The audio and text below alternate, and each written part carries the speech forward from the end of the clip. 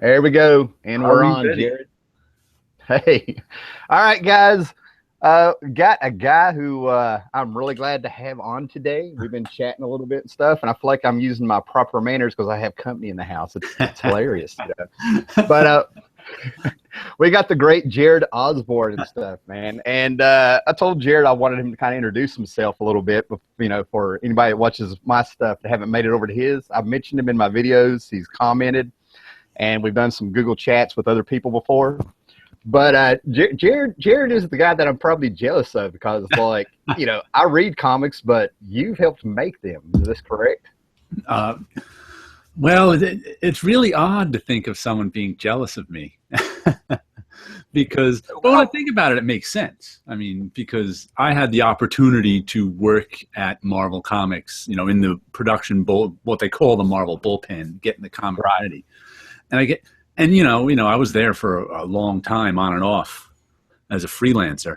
And as all things go, it's really not a great job, but it was still fun. The people I worked with were great. And it's one of those jobs that's kind of a dead-end job. Okay. And nowadays, it's almost complete. The job that I used to do at Marvel almost doesn't exist anymore. There's so few people that do it, but it's still there. But it's just basically it was getting and I was there from on and off from like 1990 to 2005. So I got to see a few different Marvels. Okay. And like I said, it's weird to think of someone as just because it was a wonderful experience, but it wasn't a great job. So it's kind of like it's a weird thing. Well, I had a background as an artist for like about 2 years, and I got published one time with a little political cartoon. Right. So it's not that I'm jealous you're in the business. I'm more jealous you still have hair. So, let's get real. All right. But you posted a video that got my attention where you were on MTV, and you posted a little MTV segment, and I remember watching that in a hotel room. Oh, that's funny. And I'm sitting here watching this thing, and I'm like, why is this so familiar? And it just took me back all of a sudden. Popped into your head. That was funny because I was so terrified doing that. Really? That was, and I'm not one. I'm generally a good talker. Right. I have no fear of public speaking or anything like that. But that was 1992. Was that the date on that video? I think. Yeah, and I had the same haircut in 1988, so I was a little like, all right. I had the top spiked up. I had the devil lock coming down. I didn't have a good devil lock. Never got the devil lock. It used to drive people crazy because it was like I had the top about 3 inches tall and spiked up, and I had one piece of hair. Well, let me see if I can pull it out down the center of my face that went down my nose like this, and people would come up to me all the time and go, "I just want to cut that." Yeah. They did this when I cut my hair short. I was going for a pompadour look, and the same thing happened because I had that thing down to here. I never considered it a devil lock because it was too thin. You know what I mean? But I've got pictures where I've got this smug look on my face, and I'm just sitting there twirling it like John Travolta in Grease. Smug look on my face was my specialty in my youth. Yes. Mine came from a cockiness of youth, I wish I still had, but you know. But anyway, there I was. MTV came into Marvel. Right. 1992. And just sitting at a desk doing my work, and they come over to me and they're like, "Oh, can we film you working?" I'm like, and I was the first one that they did this. If you notice in the video, they picked all the long hairs. Yeah. To shoot in the video. All the guys with long hair they picked. It was funny. I mean, it's really the most rock and roll. So she comes up to me, and they set up around my desk, and there had been cameras before at Marvel. It was nothing unusual at that time to have camera crews in, getting shots for They usually, if they interviewed you, they bring you. I think that may have been the only time I was actually interviewed. But you'd see people like Bob Harris, Tom DeFalco. All the editors would get interviewed somewhere. So they're like, "Oh, can we shoot you as you work?" I said, "Sure, no problem." So I'm over there working. She comes up and she's like, "Oh, we're at Marvel Comics here, da da da da," and she asks me a question and puts the microphone in my face. And they didn't tell me they were going to ask me a question. No idea. I had zero idea they were going to ask me a question. So ambush. In my mind is just panicking. That's why when I finally saw the video a little later and watch it now, it's amazing to me how calm I am. Because in my mind is just, Homer Simpson and Bugs Bunny chasing each other in circles. It was just like, what do I do? What do I do? What do I do? So sitting here hearing this now, you came off really well then, if that's what was going on. I am amazed at how well I came off when I watched that video.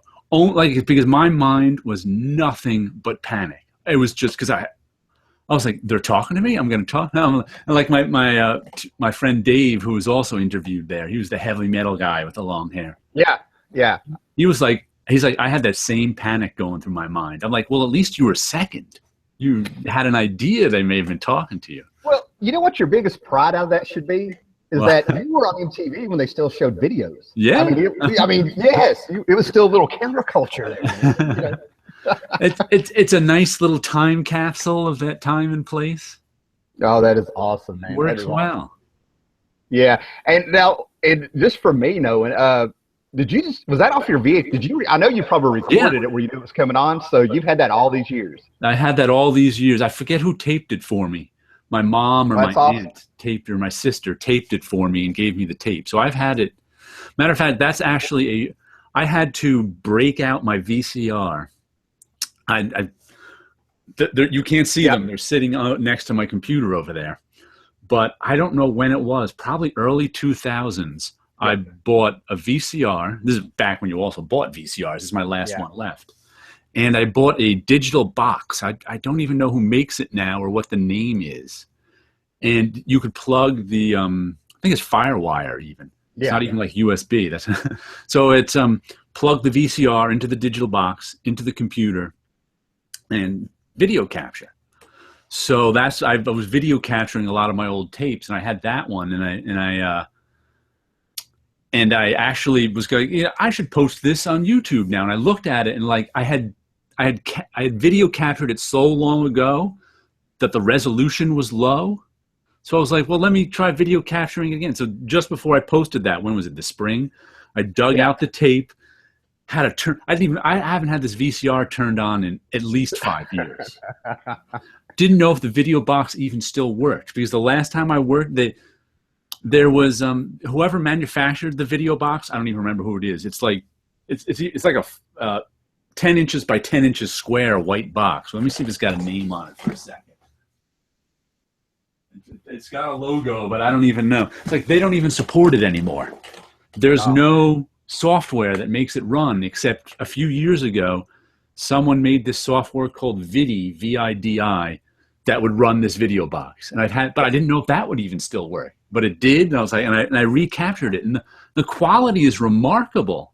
Yeah, for VHS tape from the early '90s, I have to say, I'm like, wow, recapturing it on digitally really improved the quality, and I was like, wow.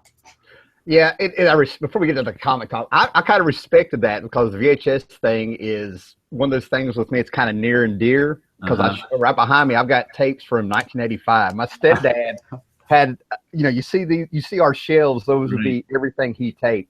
Then I worked in a video shop, and I learned I know how to fix VCRs and tapes. It's like a lost art now, Oh yeah. But I've actually had people want me to like pull out a tape or two that's got some old cartoons and some old cartoons. I mean, back in the day, that bootleg stuff, you were making videos for everybody and passing them around. And I've actually got a tape from 1989 of that god awful, I don't know what it was called, just superhero roast. Yeah. That had like Captain Marvel and Adam West Batman and all that stuff. Challenge of the Superheroes or something. I had that for years before. And then when it came on DVD, I'm like, you sons of bitches. I cannot tell you how many bootleg tapes were passed around when Laserdisc came out too. Yeah. Yes. I remember that. When, what was it? Aliens, the director's cut, came out only on Laserdisc. Yeah. So that's where it came out. I remember that. So it was like, it came out. There was like, 2 people in the office who had it, and had a laser disc who had the, and so they were like, just, oh, you want a copy, you want to watch it? It was like there was just tapes going around of that everywhere. And also the other one I remember I personally made tons of tapes of was the laser disc of the Star Wars trilogy. Yeah. The first time the Star Wars trilogy was released on Laserdisc, and my friend had a Laserdisc player, and they weren't cheap, those Laserdiscs. So it was like half a dozen friends were like, "Can you run off copies of that for me?" I'm like, okay. And it's like I had that movie on so much I can never see it again. I'm just like, Man. All right, get a little top going. And by the way, I have a laser disc of Blade Runner and some other movie. I mean, I love, yeah. I got rid of most of my VCR tapes, but not that one. Yeah, I got rid of this right before I got on YouTube, 2009. I got rid of 80 tapes because I was moving, and I'm like, oh, this is junk. This is old shows like Strange Luck and X-Files. I can find all that stuff. Yeah. All right, but the comic book talk here, because we got people coming in and out. We've been up to we were up to like 9 viewers, and now we dropped down to 3. Yeah, we'll talk comics then. Yeah, no love for VCRs and VHS tapes, so there will not be a show on that. Apparently, this is not our niche audience. Yeah. But a couple weeks ago, I did a video on Deathmatch. You know, we talked about this for the show, and I described Deathmatch as taking all these thinly veiled characters like Batman, Superman, and Rorschach, and a whole bunch of them. They put them in a situation, and they're done just enough to where they can't get sued. Right. And I thought it was just fun. And then you left a comment where you were like, I don't want to make a voice, but you were like, oh, I hate those thinly veiled characters. And then I was sort of like, but what about Squatter Supreme and Asteroid City? And I'm like, I'm not, So right off the bat, and that's where I'm getting from. You've been on the creative process of it. I'm the comic book fan, and that just sounds like a good topic to me, man. So what is it about the thinly veiled characters you don't like? I think it's just that they've been done to death. Right. And like, I remember I enjoyed Squadron Supreme when it first came out. It was fine. But the problem for me is now everybody's got their thinly veiled character. Everybody. And what immediately popped into my mind when you said thinly veiled characters too right now was Neil Gaiman's, what was that, 1604 or something like that? What was 1602. 1602? Yeah. And first off, I'm not much of a Neil Gaiman fan. Okay. I think he's a good writer. He just doesn't write anything I'm interested in. I'm not interested in, heaven, exploring his explorations of heaven and hell. And I also hate living embodiments of things, by the way. So that'll go along with the thinly veiled. But I was like, I was going to give 1602 a chance. I'm like, you know what? What the heck? I'm going to read 1602. I want to read something Neil Gaiman knew. And I read the first issue and actually liked it. And I thought, wow, this is pretty interesting. And what I thought he was doing with 1602 was there's something interesting about characters you already know. Okay. Where, which really hasn't been explored a lot in mainstream comics, which is what I thought he was doing with. It's like you can take everybody who reads, most people who read comics have a certain knowledge of those comics, right? So you don't have to fill them in on it. And the first issue of 1602, what he was really doing, what I thought was he was working on that deep knowledge to create something new, to say we don't have to. You have this certain knowledge of these certain characters, and now I can take that knowledge and go somewhere different with it. But instead, by issue 2, it was a guess which thinly veiled character this is game. So he went from kind of taking this, because what most people do is they do. The thing that I hate in modern comics is whenever I hear someone say, "Oh, I can't wait to see this person's take on whatever character. I can't wait to see this person's take on Batman. I can't wait to see this person's take on Superman." I never want to see anyone's take on anything, because to me, all that is taking Superman and pointing him 3 degrees left. Right. You know, there's no real, because you have to keep him Superman. With 1602, Neil Gaiman didn't have to keep those characters as they were, especially since they're 400 years ago. He could have taken our knowledge of those characters and created something completely new with them. Right. And but instead, we got the guessing game. Yeah, and what he did is he didn't really change anybody. It's just like they'd be in that time. I get what you're saying about that. You know, like first of all, for people that are just watching stuff, I think Jared and I follow comics kind of the same way. We have our favorite characters, but we follow creators. Mm-hmm. You follow what I'm saying? I have no brand loyalty to characters anymore. I just don't. Yeah. I mean, I still get nostalgic for characters. And like another thing I don't like is the multiplicity of characters, which seems to be the natural state of comics. You know, Now, let's clarify what you're talking about there. Are you talking about like a multiverse of characters? No. Well, that's kind of it. I'm talking about instead of, there's now 6 different versions of Spider-Man, 10 different versions of Wolverine. Doesn't matter how they got there, but they're just, so it's like occasionally I'll get like the last Spider-Man thing I read and enjoyed was Spider Island. Right. What that collected edition, just because I was like, oh, Dan Slott's a pretty good writer. I was nostalgic for some Spider-Man. I said, let me get Spider Island. Bought it, enjoyed it. It was fine. The next time I got nostalgic and I wanted to read some Hulk, I couldn't figure out which Hulk to buy. Right. There were so many different Hulk, and I'm a veteran. Yeah. You know, it's not like I'm some guy who just picked up comics. And I just want to read the Bruce Banner Hulk. You know, but there was like 9 different versions of them, and none of them were the Bruce Banner Hulk. I was just kind of like, well, this is confusing. How does that?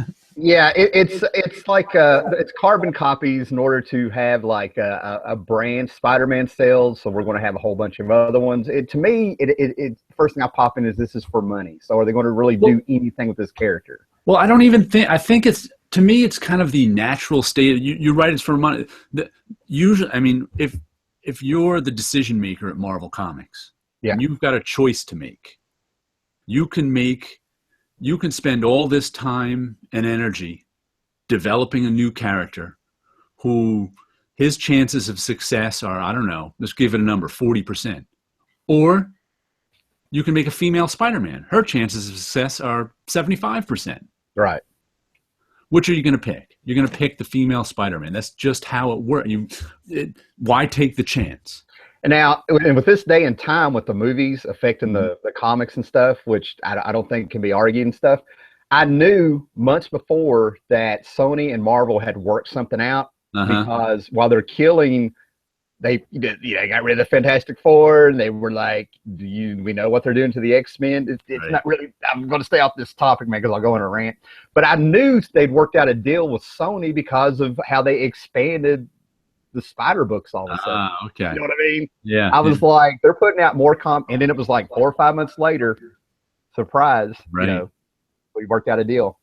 Mm-hmm. But so you're coming. Okay, I see where you're coming from now with the thinly veiled characters like that. You're talking about copies of other ones, or if you're going to take a character and thinly veil him, are you going to do new stuff? This makes sense. Because that's where my mind went, was what Mark Grunwald did with Squadron Supreme in the 80s. He did new stuff with them.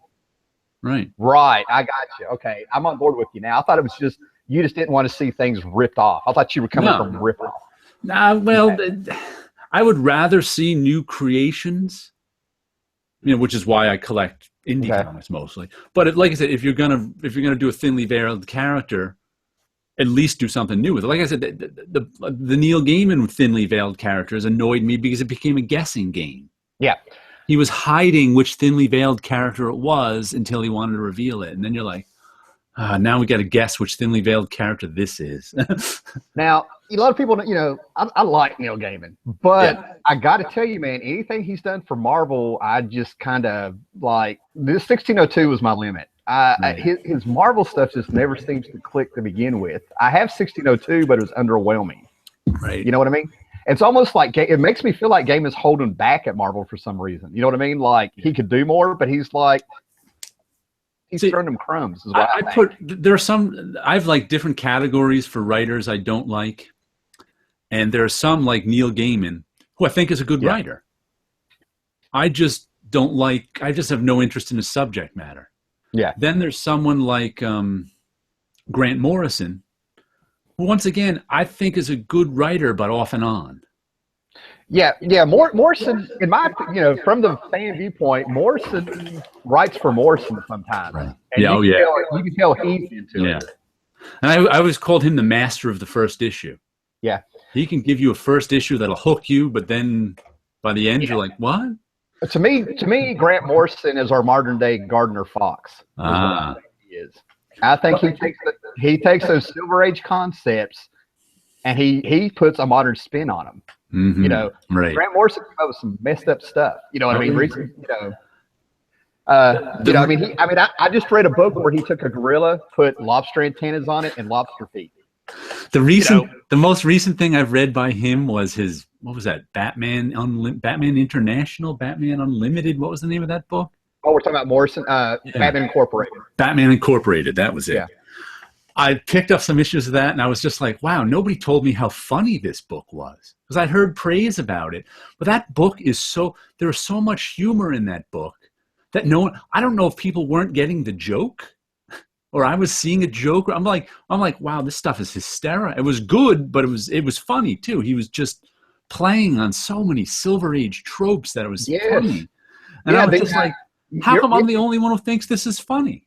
And I don't think it was unintentional humor. I'm trying to think what they were called in the Silver Age. I read the story of the Black Hand. I read the reprints in the 70s and the Batman 100s, but they had international Batmans. But they called themselves the Batman Club or something. Yeah. It was. Yeah. But the third category of writers I don't like, and I hate to drop his name just because he's a good example of it, but I hate to put any writer down, is the writers who I just don't get. I'm like, people see he's popular. People see stuff. Brian Michael Bendis is an example of that. I have never read I've never been able to make it through a Brian Michael Bendis comic, and I'm just going, I don't get it. He's the most popular guy around? I don't understand. Is it me? Yeah, I've said it before. Bendis' niche is writing crime comics. Superhero stuff. I didn't even like Powers. I tried reading Powers, and I was like, I'm about to get rid of my Powers. I have Powers. I like Powers, but I didn't like how at the time it was all new before which a lot of books did. But you really had to read 6 issues at once to get it. They talked like cops. He rode with cops. You know what I mean? It was if you were like into Law and Order and crime, he had some of that in there. That's what I'm into too. So that really made me go, huh? But like his first comic, Jinx, that I have, the first 4 pages are nothing but a freaking dollar bill falling to the ground, and I'm like, I tried reading what was it, Alias? Oh, those pasted up heads. He asked for that too. That was him. That wasn't the artist pasting up heads. Brian Michael Bendis wanted the same exact picture over and over. And I'm just like, why would you make that decision? Right. Because he wants to be a movie TV writer and he failed. And that's not a personal thing. Everything he writes would be like on a movie or a TV show. When that dollar bill is falling for 4 pages, that was the picture, music, and credits going up. You know what I'm saying? Yeah. But I mean, it doesn't mean, but him writing all the superhero titles, I read some of his stuff and I'm like, am I the only one seeing this? What the hell? He doesn't know the characters. He didn't know anything. And even his Ultimate Spider-Man actually kind of goes back to what we're talking about, the Ultimate line. Mm-hmm. It's not that he was not creative on that. It's that it's a cheat. He had 100 issues of Spider-Man to pull from and just rearrange the pieces. That was the problem I had with his Ultimate Spider-Man was mostly that they would take one issues of Lee and Ditko and stretch it out to a 6-issue story, and I'm just not into that. Right. I've seen it before, and it was I could see where people could be like, "This is my Spider-Man. He's starting in you're 12 or 13." If you just started reading Spider-Man, one of the things about reading, I realized this when I was at Marvel, and like everyone at Marvel, just about everyone is a comic fan. So it was like there were these couple of guys about 5, 6 years younger than me who started working. And we were talking one day. And all the comics that made me stop reading Marvel, matter of fact, the very issue that made me go, I'm done with the X-Men, were these guys' favorite issues because that's when they started. Okay, yeah. And that's what made me, you know, whatever issues you start with is going to be your golden age because everything's fresh, everything's new, nothing has repeated itself. They're going to be your favorite comics because they're new to you. Everything is brand new. You have no context for the fact that this is the third time they've done this story. It doesn't matter to you. You're 10 years old and you're loving this comic. Yeah, and that's one of the things I do try to remember when I'm talking to younger people. Yes. And then, but what I've always seen is once they're seriously about, it seems like there's almost a timeline. Like there's almost like a set benchmark. Right. Like about 2 to 3 years into getting into it, all of a sudden they're interested in what came before. Yes. And they kind of see some of the stuff they came in on, they kind of shake their head a little bit and they feel lucky. Right. To me, I compare it to like in high school when all the hair bands were there and I was like into it. And I look back on it now and I'm like, you know, I had the Joe Elliott mullet, so thank God I had the cool mullet. But it's still a mullet. It's still a mullet, you know. Mullets are the best. The people's haircut. The big city snobs will never understand it. That is actually what I've taken to shouting at my friends. Because I never actually had a mullet. I had all sorts of weird punk rockish hair. It was never long. I mean, it was long in the back and crazy in the front. It was never long in the back and party in the front. But when your friends are making fun of you for having a mullet and you try to explain that to them, it doesn't. There's no explaining it. So I just took to whenever someone started, I just start yelling, "The mullet, the people's haircut. You big city snobs will never understand it." And then they'll just shut up. They don't want to hear anymore. So if anyone ever makes fun of you for having a mullet, just yell that. Oh, I will, man. Well, I don't know what's going on, but everybody's saying, well, I'm getting a few messages where saying they can just see you. So I'm kind of fine with that. Oh, yeah, I only see I'm kind of fine with that. Okay. And the little box down there, I only see your name, not you. Well, that's interesting. Well, that's okay. That's okay. I'm not going to mess with it. I'm not a vain person. I didn't shave this morning. So. Oh man, the mullet and stuff. I don't think there's any superheroes that had super mullets. I know there were, but I keep going back to I'm thinking of like really odd comics like US1 and stuff. Now. Oh, they all did in the 90s. In the 90s, long hair on guys was ever so brief. And it's kind of funny. The mullet made it. It kind of peaked when Superman got one. Yeah, but once again, those weren't real. The problem is the only name we know for a men's haircut is the mullet. So we call everything that.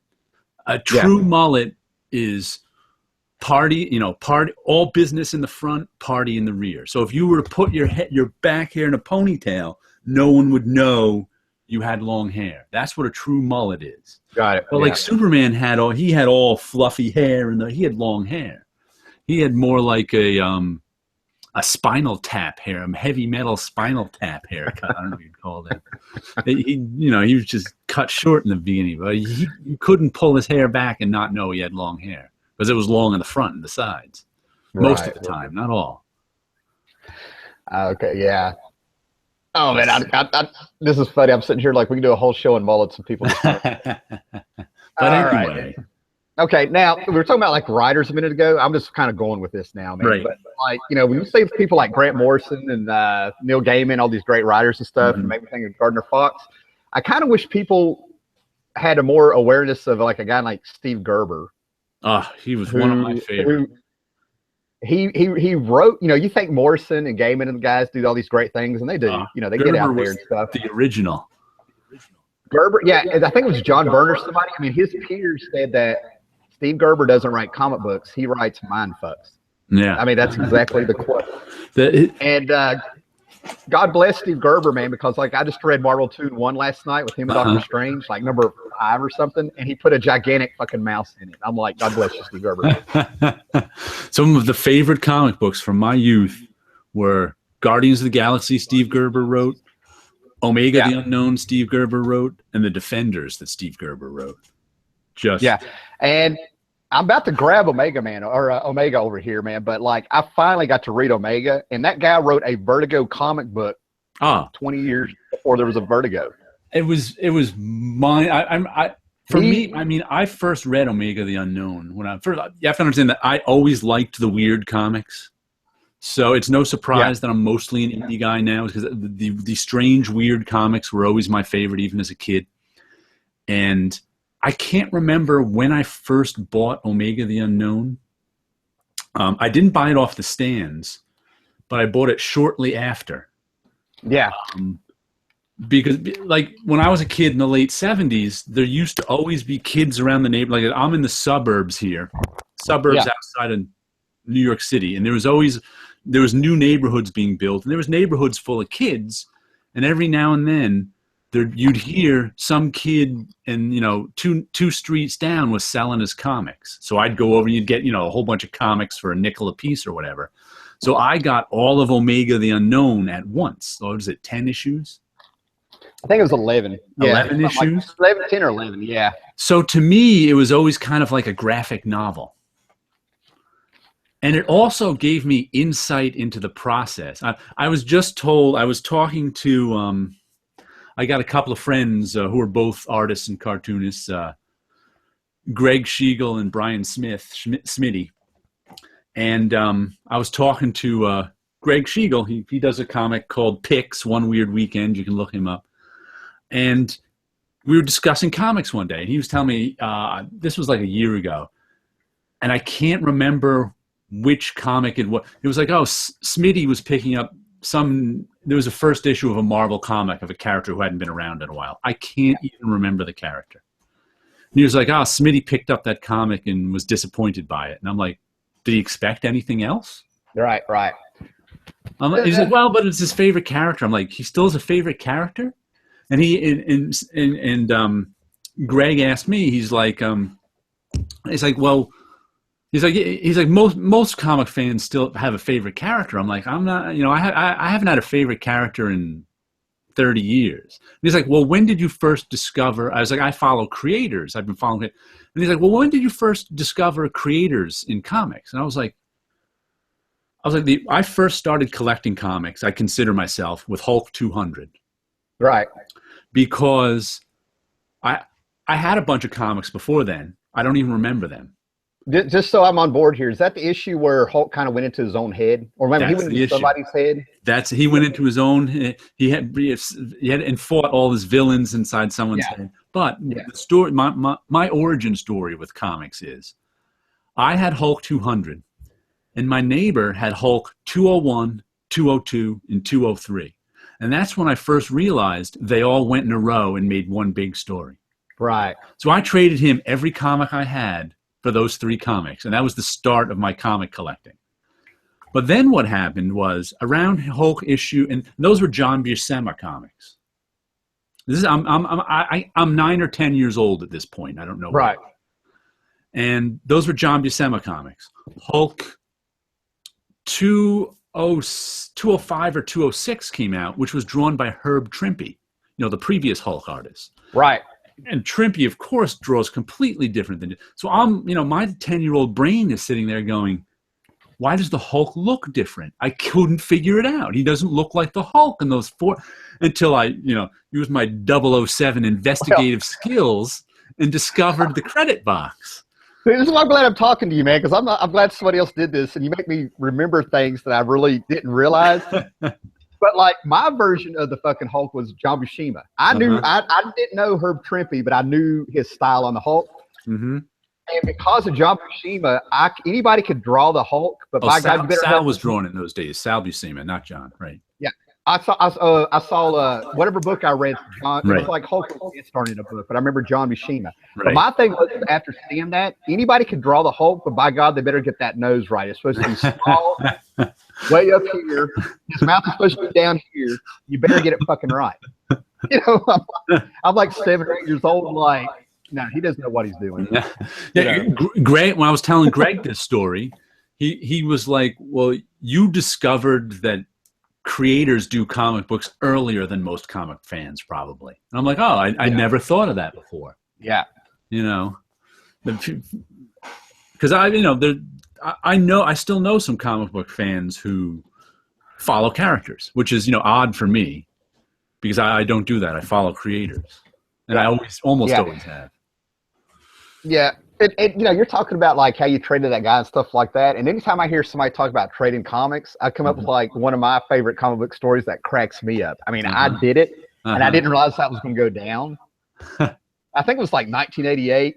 People were really finally starting to hear about Watchmen. And this one guy in town had a trade in my entire town.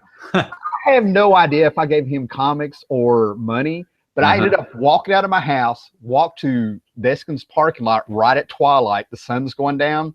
He's parked underneath a street light. And for some reason on this night, it was a perfect cone. And I'm walking over there, and you would have thought it was a drug deal. I'm like, here you go. And he hands it to me. And like, we just separate.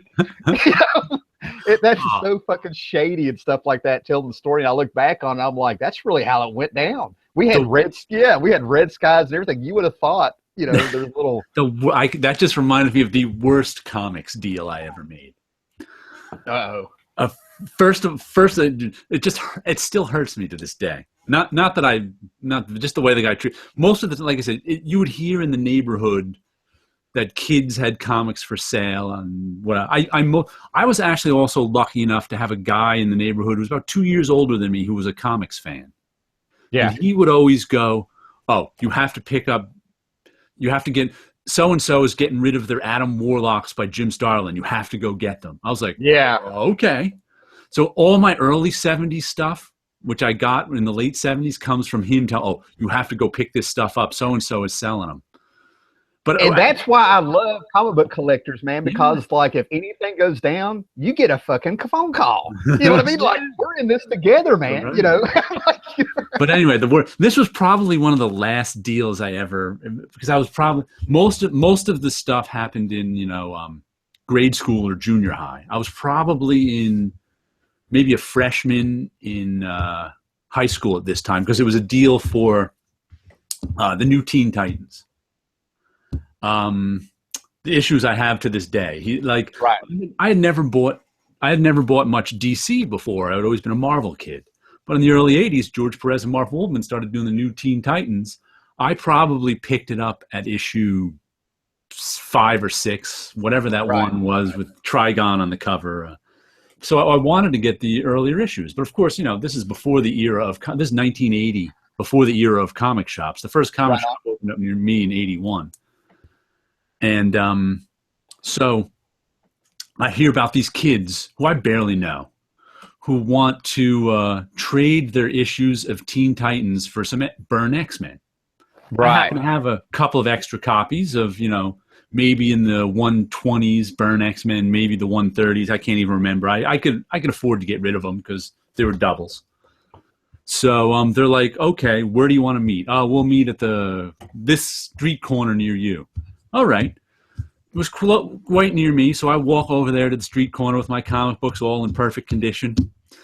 They walk over, and they've got their remember those on the back of the bike, you used to have a holder that was like a metal grate. That's the first one I got. A metal grate with like springs on it that came down like a claw and held the stuff in the back of the bike. They had their comics in one of those. Oh my God. And I just looked at it and went, For you guys that don't know, if it had been rainy or anything like that shit, the tire spins and it throws the water. Forget that. They were I would go back then. It was the top one was completely crinkled. Like Teen Titans #2 to this day is just crinkled at the cover of it because they were held down by pressure. And I was just like, I wanted the comics, but I was like, I have no choice but to make this trade. But these guys are idiots. I mean, they brought their comics over in they were probably in perfect condition before they put them in that claw thing. Mm-hmm. But to this day, I remember that going, man. All right, I'm going to check the chat real quick here.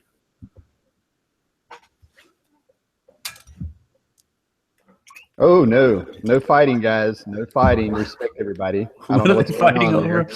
I'm not sure. Tim loves Booster Gold. Jared had the reference to Spinal Tap.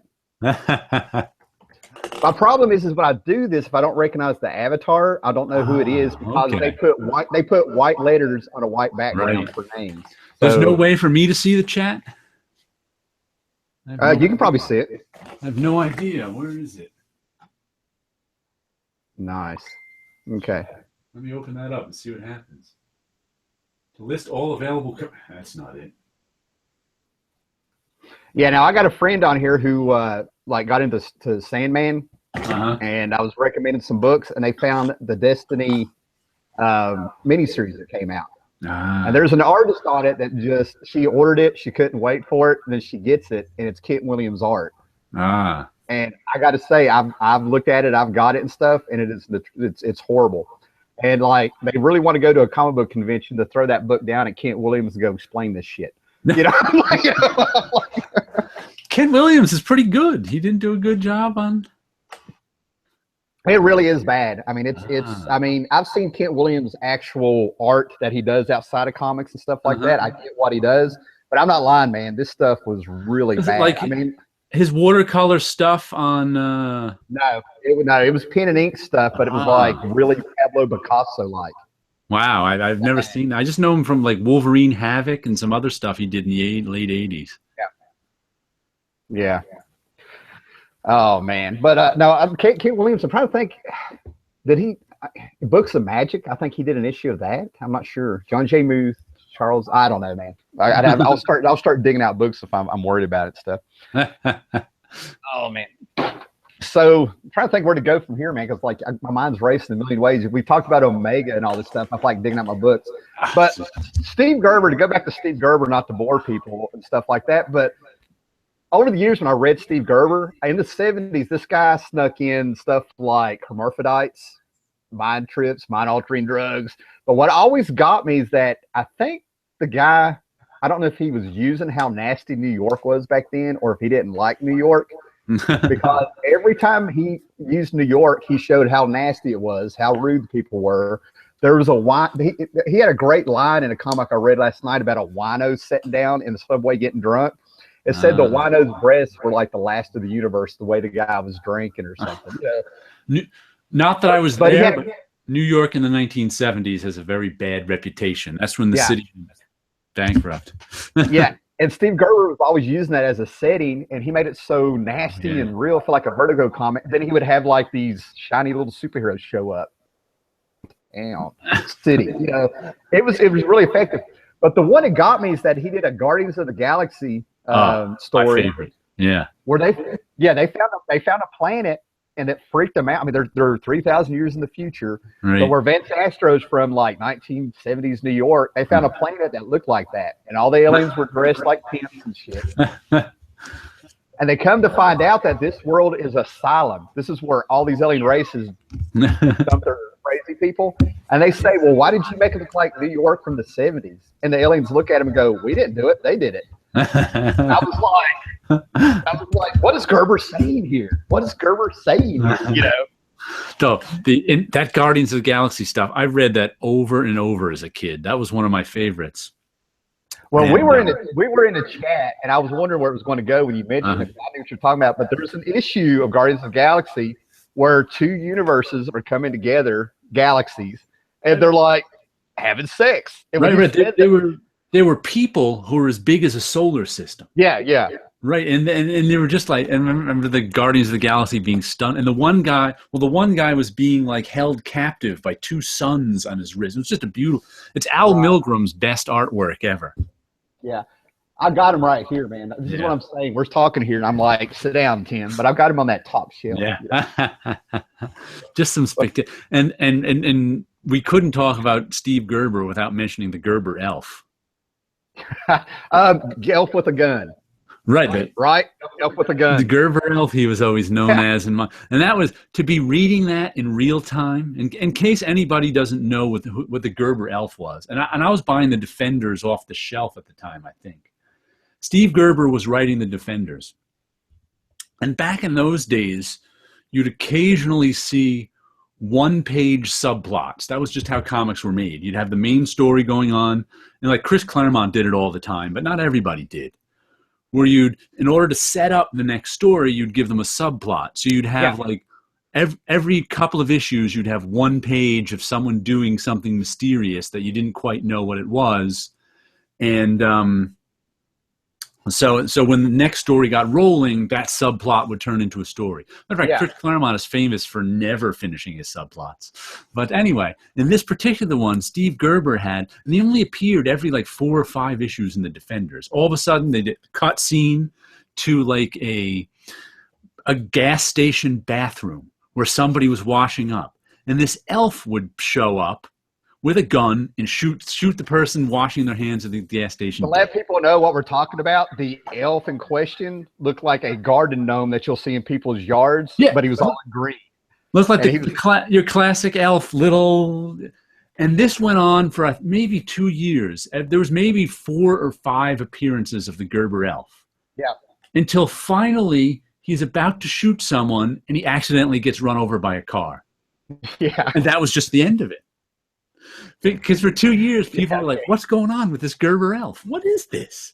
What's going on? What's the Gerber elf story going to be? And then there was no story. He just got run over by... That was one of the most famous Steve Gerber bits of writing ever. And we all loved it. It reminds me of this Doctor Who that it didn't air in America, but it was like in the 80s with Colin Baker. And here from England told me about it. I think it was like MA0001, but I think he's like long short box full or something now. But he said they had an episode that had like England freaking out. Am I lagging? No, you seem to be okay to me. Yeah, so he's sitting there and he's talking about like the cliffhanger is the TARDIS with the Doctor in it blows up. And all these people are scrambling around for months like, how are they going to get out of this? So the show comes back on, and you got the cast of characters all sitting there in the same room, and out walks the Doctor from a door, and he just like walks across the room. Like, he goes, how did you survive that? And he went, I'll tell you later. And that was it. They never addressed it. I'll tell you later. But that was it. They never said how he got out of it. Oh, pretty much England was pissed. You just made me remind another writer who was pretty good, but I just don't get, who drove me crazy because of his cliffhangers. Scott Snyder. Yeah. The first 6 issues, I bought like the New 52 Batman. I was like, you know what? I haven't read Batman in a while. I like Greg Capullo. That was one of the comics I gave a chance to. I bought the first, back when it came out, I bought the first 6 issues of the New 52 Batman. Yeah. At first I didn't think it was terrible until Snyder started ignoring his own cliffhangers. It just drove me crazy. I'm trying to think which one it was, but that's kind of what turned me off a little bit. My favorite one. What was that? Let me try real quick. We're starting to get like a question here and there. If you guys got questions, throw them in there. And we'll answer any questions you got. Yeah, well, we get a pause or something about some book called Honk or something. And so, yeah, throw out some questions there, guys. We'll get to it. Anything you got. But anyway, the one that killed me, that made me go, oh, I can't take this anymore. But like a true comics fan, I still bought to the end of the story arc. Ever noticed that no one can drop comics anymore before the story arc's over? Right. Yeah, anyway, it's bad. It was the one that ended with Batman going into a building, some penthouse floor of a building in Gotham, and then the building exploding. And I was just like, holy cow, how's he going to get him out of this one? And he didn't. The next issue, he said something like, "It's not the trip. It's not the tripwire that kills you. It's the panic afterwards." And I'm like, "No, it's not. The explosion is what kills you." The tripwire, and he said something like, "The tripwire is a terror weapon." I'm like, "No, it's not. It blows off your leg and kills you. If it blows up the whole building." And he was just like in the fire. Hanging. If after like all the windows blow out, the whole building, whole top of the building, he's just kind of in a fire, hanging out. I'm like, the oddest places I'll find things that like relate to my head back to comics. In the late '80s, I think I read in '89. I was 16. I read Misery by Stephen King because everybody's talking about Stephen King. Everybody's going nuts over him. I knew some of the movies, so I'm reading Misery, and there's a whole chapter in there. Misery is where the author is being held prisoner by. I remember reading that, but I don't remember much about it. Yeah. Well, she's sitting there, and the cuckoo lady is what he called her or something in the book. It's explaining how she always gets mad at old movies or TV shows when somebody drives off a cliff and you wonder what's going to happen, and they have some shitty reason how they got out of it. Right. And then the author is impressed because he starts using the terminology in writing to explain a lame ass ending to get out of that cliffhanger. And all of a sudden, because I read that, I thought of all these stories, and then I started judging other comics over the years because of Stephen King. You know? Yep. I figured. I mean, I liked that Scott Snyder was actually writing cliffhangers because hardly anyone does that anymore. But then he'd ignore them next issue. Yeah, and that's really a cheat. That's lazy writing, or maybe some editorial. I don't know. I always think there's a reason that something gets pulled like that. And we were talking about Chris Claremont's stuff. I have seen whole articles in Wizard Magazine and the internet to where there's enough for like a 2-part article of all the things that never got answered in X-Men. My big one, and people claim they claim that they fixed it, but they can never tell me the issue. The X-Men went through this magic portal called the Siege Perilous, and it made them invisible to electronics. You can't take a picture of them. And then all of a sudden, you know, they're just walking through in the danger room, and the danger room can read them and stuff. And they never got that spell off of them to where you can't see them on electronics. And that always bothers me whenever that comes up, you know. So these cliffhangers not getting answered, or these plots not getting answered and stuff, can really mess you up, man. Oh yeah. Like I said, I don't even know what's going on in most of the Marvel and DC universe anymore. That's going back to like the late 80s, early 90s, man. Yeah. You know? I pretty much stopped reading Marvel and DC comics probably somewhere in the late 80s. Like I said, it's funny too. I mentioned before that the issue that broke me of reading the X-Men was the same issue that my friend was his favorite one.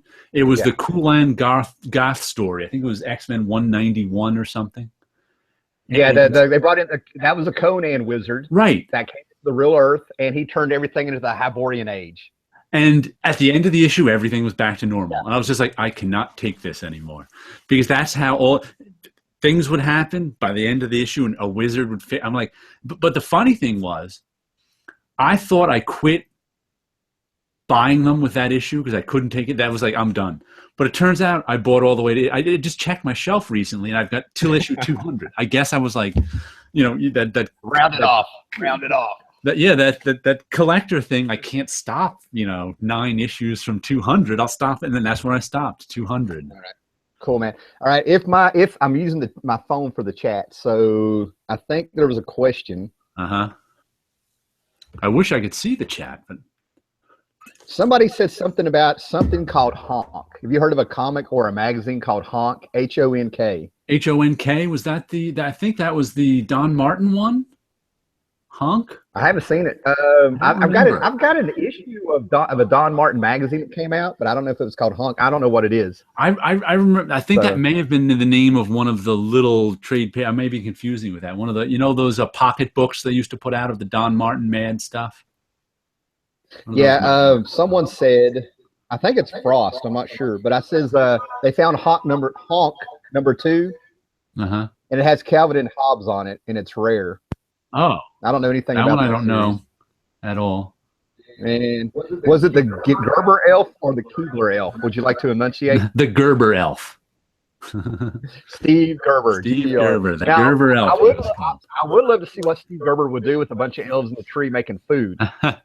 I mean, we're going to get into like Man-Thing will show up, and we're going to wonder what's in the food. It's going to be Solient Green all over. You know, the people, if they're eating people.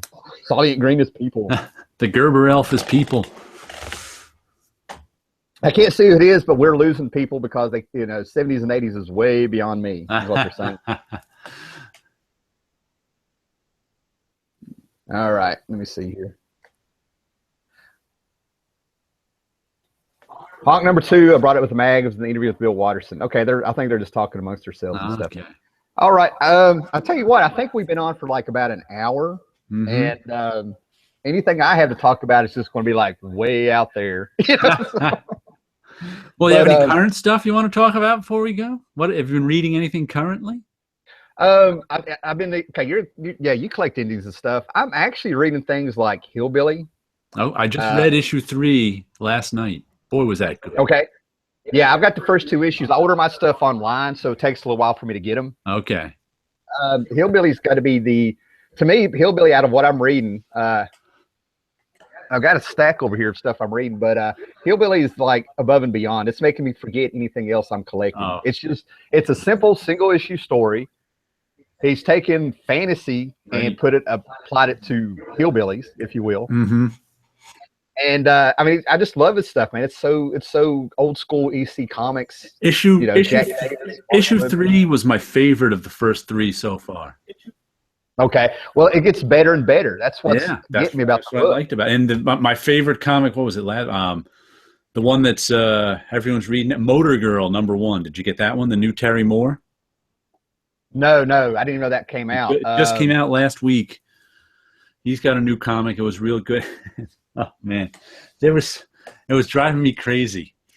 I was just on Rez's chat yesterday. She had a live thing, and there was kind of a big reveal in the middle of Motor Girl #1, and like 3 people. It was like Rez, Sleepy Reader, and I can't remember one other person it was in the chat with. They missed the big reveal, and I was like, "How did you miss that?"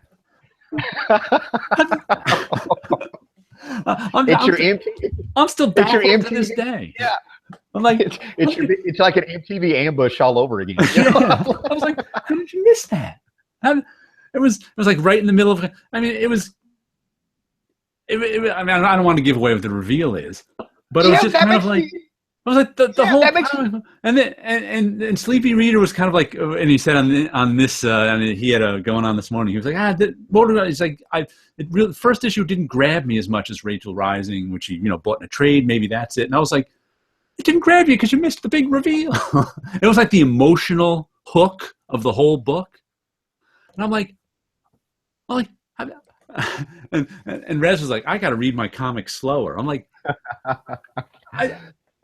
there's a guy with a question for you. I'll ask in a second, but I had the same thing gonna happen. I was like, again, 12 or 13. I'm reading like the Baxter series of Teen Titans, like #1 finally. I'm up the game. I figured direct market meant you can kind of do a little bit more, is what I was thinking. You know what I mean? Yep. And they have Robin and Starfire in bed together, naked. And I'm going to school like not being a pervert, but I'm like having to point out that they've had sex. And everybody's just sort of like, no, not Robin. They still saw Robin as the Batman TV show Robin, right? Like, holy Batman, and it just blew their mind that he could have sex. They're like, who would sleep with him?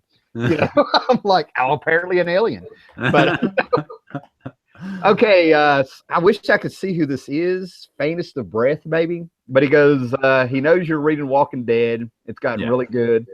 Have you been watching the show? I kind of gave up on the show, I think after season 3. Mainly because not because the show is bad or anything, but because the comic is enough for me, I guess is what it. The show is kind of emotionally draining. Yeah. You watch the show, and it was just like I'd watch it and I just kind of feel bad afterwards. I mean, I know it's your question, but I think I know what you're talking about. 2 things happened to me while I quit watching it, right? They got me to where I started wanting to see characters die, and then they did.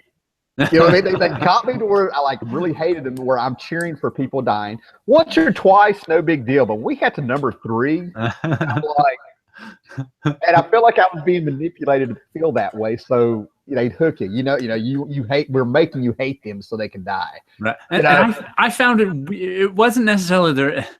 And I know it was weird for me too. Sometimes I was like, sometimes it made me feel bad because their life was miserable. Yeah. And sometimes it made me feel bad because it seemed their life was more interesting than mine. And I'd be going, the apocalypse doesn't seem. And I'd be like, look, as long as I'm in debt, we will never have an apocalypse. I'm not that lucky. Okay, so we're safe. As long as I'm in debt, the world is safe. And there were a couple of things that annoyed me about that end of season 3 too. In that, I think in the comic books, the governor had probably one of my favorite deaths in all of storytelling. I just loved his death in the comic books. And they didn't do it in this. They wanted him alive so they could make more stories with it. And I was just like, oh. I hate when they say, well, I hate to kill a good villain, because I'm like, kill a good villain, make another one. You know? Well, I tell you what, I knew it was time for me to back off the show when they finally killed, was it who? Carl's mom? Is it Lori? Yes. No, wait a minute. Yeah, anyway, when they finally killed her. I mean, I reached a point where, like, I'm like, kill the bitch. And I'm like, oh my God, what's wrong with me? You know what I mean? I'm like, right. Oh man. She died earlier in the comics. So yeah, and I've told people how she dies in the comics, man, right. They're devastating. You know what I mean? In the comics, I was like, no. On the show, I'm like, kill her. Yeah, exactly.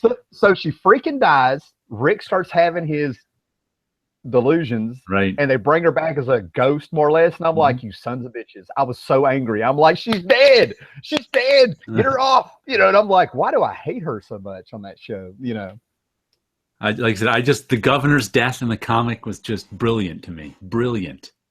Yeah, and I wish Michonne could have done what she did in the comic to him, but I knew that wasn't going to float. You know, Millen. Yeah, Negan is actually the one that got me to stop reading the comic. I was a casual reader, but that first Negan, what he says to Rick in the last panel, I think, of Walking Dead number 100, telling him that he just slid something down his throat, and he said thank you. I'm like, I set the comic down, I put it down, and I just walked away. And I'm like, that's too much. I'm like, if this is where we're going, I'm out. It annoyed me more that they kept Negan alive. I don't know if you read the end of that story, but yeah. Well, what bothered me, I did pick up on that one issue where they jumped 5 years later, or whatever it was. Right. When they read the start of the Whisperers, I think. Okay, yeah, I picked that one up, read it in the shop, man, and it really bothered me how I don't know where it went, but it really bothered me how he and Carl were starting to bond. You know what I mean? I'm like...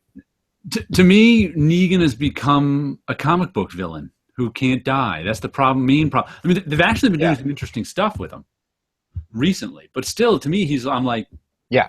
He's the least realistic character now, only since they didn't kill him. Before, when Rick won and spared him, and locked him up, he either should have A, stayed locked up forever, but you know that's not going to happen, or B, they should have killed him. Those were the two most logical things to happen, and The Walking Dead has generally been a fairly logical book. Right. But I guess Kirkman doesn't want to let go of Negan, right? He didn't want to let go of Negan, so and that just kind of like... I'm telling you, it's the show influencing the book. They probably told him we're bringing Negan. But I generally have no problem with the Walking Dead comic. I do enjoy it. Yeah. I probably can't watch the TV show because the actor, I'm forgetting his name now. I saw him on Supernatural. But see, I love the Watchmen Ultimate Cut movie. So that actor who was the comedian, if I watch the show, I'm not going to see Negan. I'm going to see the comedian. And I want to, I'm not a Watchmen fan of the comic, nor of so I never made it through the movie. Whoa. Okay, let's back up here. Now we're going to be doing some like freaking Dateline shit here. Now, wait a minute. I knew that one would get you. You don't have, it's not that you don't like the Watchmen, but is there anything, okay, you jump on there. Why don't you like the Watchmen? I don't think the Watchmen is bad. Let's not. Okay. But that was going to be my question. Yeah. I bought the Watchmen as it was coming out. Enjoyed it.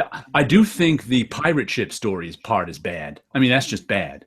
Okay. We get interrupted by that pirate ship story. I'm sorry. That was terrible. The rest of it's okay. Yeah, the Black Freighter. Yeah, the Black Freighter. The Black Freighter parts they're dreadful. I mean, you have to read I've only read The Watchmen twice. I read it once as it came out that first time. I'd say I enjoyed it, except for those Black Freighter parts, which I thought were awful, but I powered my way through them. And then maybe in the early 90s, I read it a second time, and I tried to make it through the Black Freighter parts, but ended up, I was just like, I'm not even going to bother to read those. Okay. And read the rest. And well, it's okay. I mean, it's to me, The Watchmen is a groundbreaking book if you were only reading mainstream superhero stuff. I spent my youth searching for all the weird and odd stuff. And so, superheroes with personal problems. I read books about, personal problems, people with personal problems. So it's kind of like, and to me, it was just like, it's kind of indie comics light almost to me, because like I said, there was nothing bad about it. I don't want, but it's like my 10th favorite Alan Moore story. I could name 10 Alan Moore things that I like better than Watchmen. Right. So it's like not even my favorite Alan Moore story, let alone one of my favorite. And at the time, that's what I thought. As it was coming out, like I said, I was reading it, I was enjoying it, it was fine. But my favorite story, I read Melody, Portrait of a Nude Dancer at the same time I was reading Watchmen, and that was far more delving into the human psyche. I think the counterpoint that I think what I ended up liking about it may not have what really grabbed me at the first time around, may not have actually had too much to do with comics. Right. Maybe this was the first book I read where he was using literary tools, for lack of a better word. There was foreshadowing. You know what I mean? There was symbolism. I just read, we had a class in 6th grade or something where we had to read, what was that guy's name? Cyrano. The guy that had the big nose. Cyrano de Bergerac. Yeah, that's what I was going to say, but that sounded wrong. But, they talked about the white plume. So we're learning that the white plume is a symbol, and I read Watchmen, and I'm catching on symbolism, So I think it's where it was like intelligently written right at the same time we're in school getting taught what these things are. There is nothing wrong with the Watchmen. That's not what I'm just saying. I don't find it very interesting. Oh no, brother, we're good, man. I'm not good. I'm not offended. Right. I'm just making that clear. I'm just saying I'm not, because I think the reason I'm not interested in it is because I sought out all the weird and crazy stuff before so the Watchmen was tame to me. Oh, there you go. You had to bottom line it for me. I got you. Do you remember anything that you were reading before Watchmen? Are you talking like Mr. A, or I don't know what I don't even remember. I would buy any weird thing. Yeah. Like I bought, Elf Quest long before I got Watchmen. I bought, like I said, the one that always pops in my mind, because I think I was reading it at the same time as Watchmen, was this story called Melody, Portrait of a Nude Dancer, which I think was from Kitchen Sink Press. It was a French-Canadian comic, if I'm not I'm not sure, but I think the only mistaken. place I think I have an Amazing Heroes with an ad for that. I don't know. And it was just about this. It was I think she was a French-Canadian cartoonist. It was translated from French. There's maybe 6 issues of it, and it was about this. She was a stripper, a nude dancer in Canada, as well as wrote comic books, and it was just the story of her life. And the one line that still sticks into my head, the one page, all these years later, like it sticks out more than any of the and it was just the story of her life, and she lived with this group of 5 or 6 people, and they had sex parties on occasion, and they were just living this stripper life, but this kind of outsider life. Yeah. But it was, not really wild, but occasionally, you'd see nudity in it or whatever when nudity was called for. But it's drawn in a cartoony kind of way too, and just this. They had just finished having this orgy or something, this big sexual encounter, maybe 5 or 6 of them, and then there's just this full splash page of them walking from the living room into the kitchen, and the caption was just, "And the nude army walks into the kitchen," or something like that, and I was just like. Okay. All right. That was blowing my mind more than Watchmen. Like I said, I'm going to reveal something here because you went there that I've never said. But I've talked about how the indie market, I ran from it in the 80s if it did pop up. They were around, but when they popped up, well, in the late 70s and 80s, my stepdad had a stack of some magazines and books. And it's not that they were pornographic, it's that he bought them in head shops. Okay. So they're underground. It was this trippy people running around, just screwing everything. They had characters that had big. It was kind of Crumb-like, but they had big noses and they were walking titties talking. You know what I'm saying? And I'm just a kid, and I'm like, what is this? And I just put them away. And in my mind, that's what indie comics were. I didn't know I got my underground and my indie all Yeah. mixed up. I got my chocolate and my peanut butter. I almost never saw indie comics as a kid. They were around. Somebody would get something, but everybody would pass it around. It was Right. few and far between. Yeah, I never saw. Though this has been popped into my head recently, and I wonder if they exist. Yeah, late 70s, you're a kid, 10, 12 years old, walking around the neighborhood, whatever. You'd occasionally find a nudie magazine. Yeah. That's just the way it goes. You're like, nudie magazine. There used to be some. I, of course, loved it that there are comics in some of them. Yeah. And so, but it was, I can't even remember what the name of whatever the name of these cheesy nudie magazines from the 70s were. Not like your Playboys or your Penthouse, but I know what you're talking about. There was a stack of those, and you're looking at the. Oh my God, I don't know. I don't remember what they're called, but they had Star Wars themes. So when I was picking up these things that had Star Wars on the cover, it was like this terrible Hustler parody. But some of these were really, really well drawn. Yeah. You're looking at the one guy who actually, seriously, 8 years old, was able to get a hold of a stack of Playboys, and I was reading Little Annie. I was really looking at Little Annie Fanny in them. Seriously, These are on the lower rent magazines than them. But like you said, they had some really, really well drawn, because you couldn't show hardcore stuff, but you could draw it. And I wonder if I've never seen anyone mention them. I've never seen a collection of them. I've never heard which artists draw them. And I've always wondered, does anyone collect those nudie magazine comics from the 70s?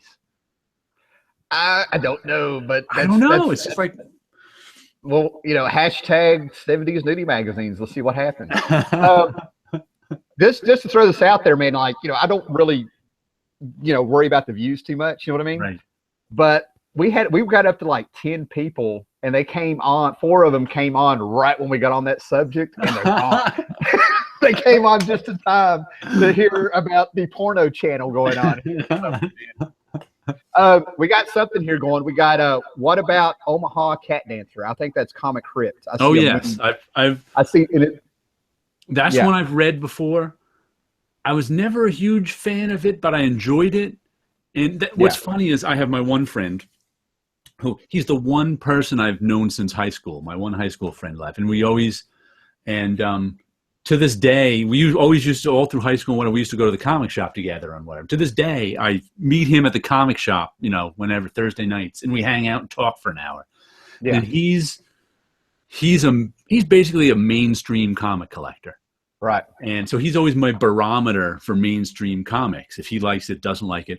But interestingly, Omaha the Cat Dancer was one of the few sort of wild indie comics that he always bought when it was out. So I always used to read his issues or see his issues. So I think I remember this. It's basically a cat. She's standing up, and I remember seeing something where she's got her foot stepped out and she's got a tail, but she's wearing this pink leotard thing. Right.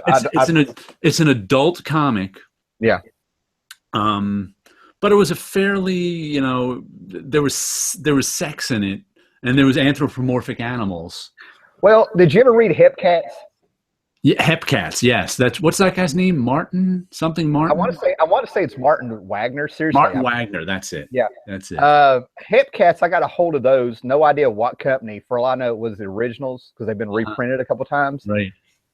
And I found some of them. That's how I found out they were reprinted. I couldn't find out a whole lot about that book. I couldn't remember what it was called. And I would sit there and try to tell people about this book. They would just look at me like I was nuts. I've got some on my shelf. Yeah.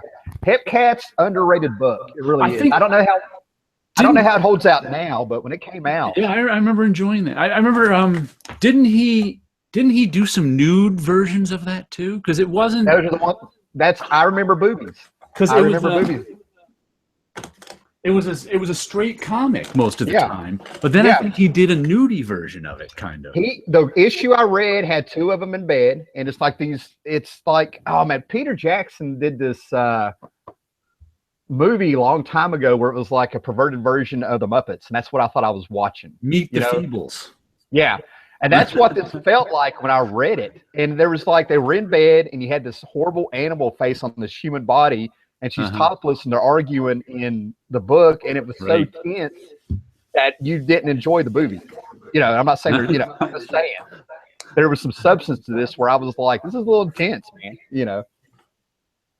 and it felt so real. You know what I mean? I was like, oh my God.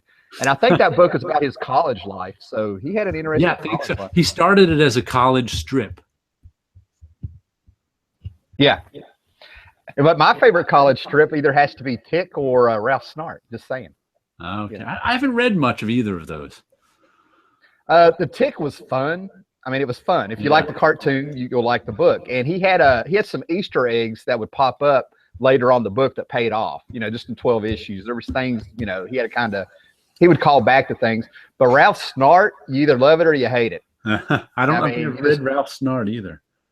Well, I don't want to tell you to go spend money, but if you find one, just flip through it. Don't buy it. I remember them existing. Yeah, Now Comics. Who knew, man? All right, let me see if we got any questions out there. And you're shaking that like an Etch-a-Sketch. It's an old phone, man. Yeah.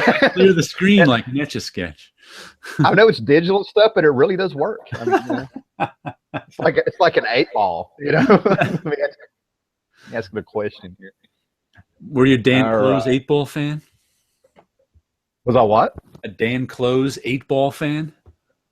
Never read it, man. But I've read the Freak Brothers, so I'm credible. No, I'm playing. Dan Close is one of my favorites. I don't think I've read anything of his, man. He did. God, he did every. Geez, that big movie that just flew out of my head. The movie with Scarlett Johansson. Holy crap! I can't remember. Holy crap! I can't. He did 8-ball where he serialized everything. Okay. And he's actually had 2 movies made.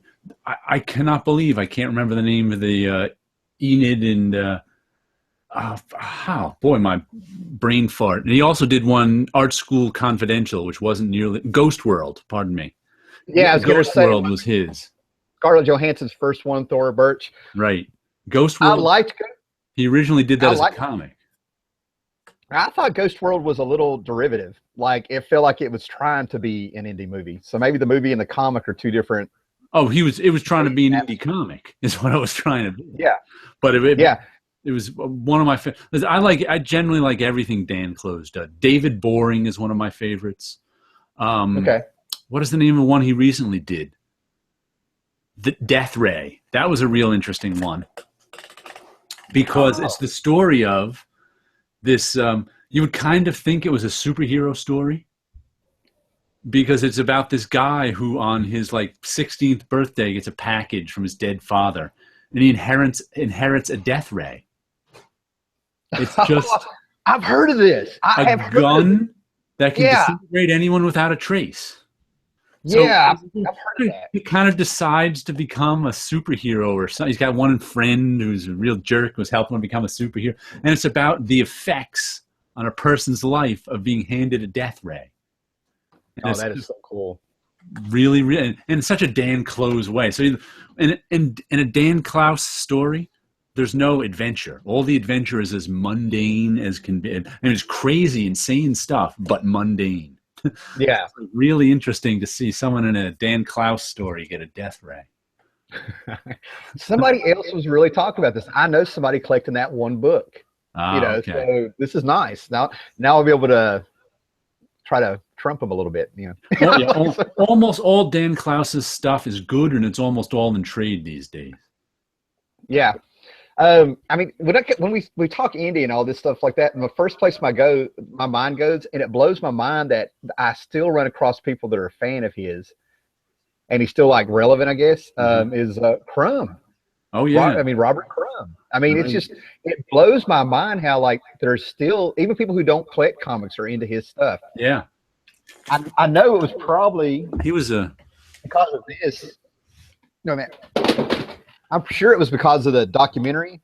Oh yeah, it's because of the documentary. And it's because his Keep on Truckin' became part of pop culture, and his art style became representative of the '60s counterculture. Yeah, and I mean, here it is. I mean, the guy was doing Hallmark cards like in 1962 and stuff or something. And we're in 2016. He lives in France, and they're doing art galleries over there, and there's people still flying over there to interview him. It actually took me a long time to become a Trump. There's two guys who it took me a long time to become fans of. Mm-hmm. One was Crumb, and I liked some of his stuff here and there. It's not like I wasn't. There was actually one panel that myself and all my artists friends, all my cartoonist friends always related to. I wish I could pull it. It's in a book over there. Well, let me just pop into the other room for a second and see if I can get it. All right. Bluntzilla is here, and we know Bluntzilla loves Crumb. What's up, Blunt Man? Hopefully I bookmarked it, because it's the one panel I always show people. Oh, clever Jared of the past, you bookmarked it.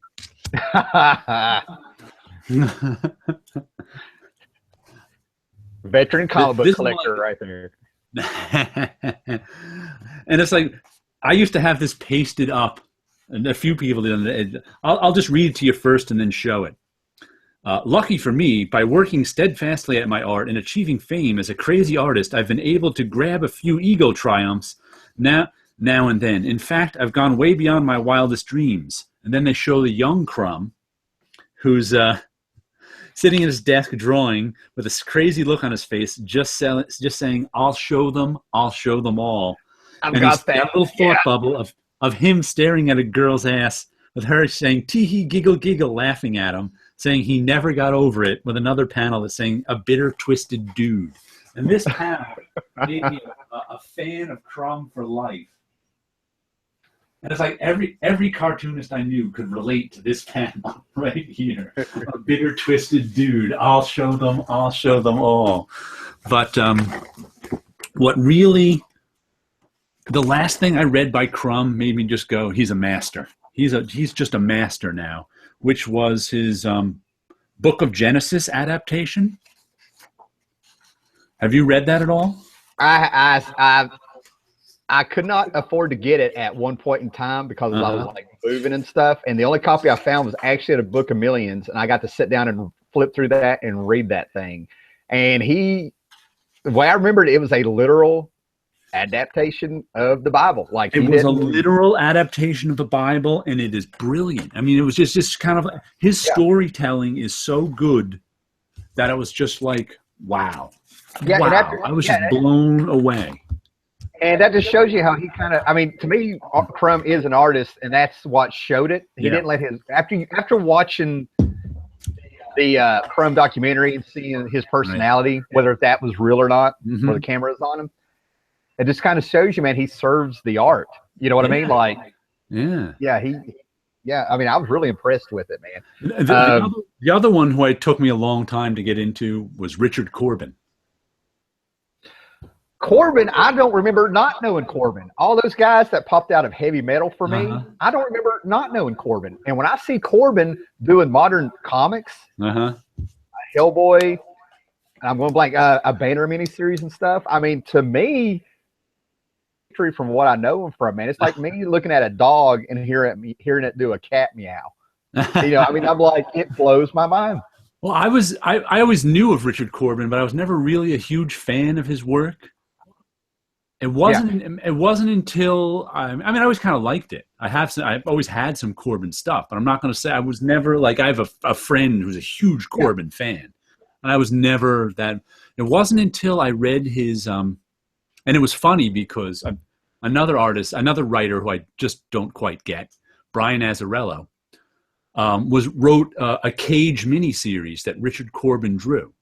Yeah, I remember that. Yeah. And I wasn't even a huge fan of the writing, but the storytelling was just so masterful that from that I was like, wow, Richard Corbin he's just one of the masters of the medium.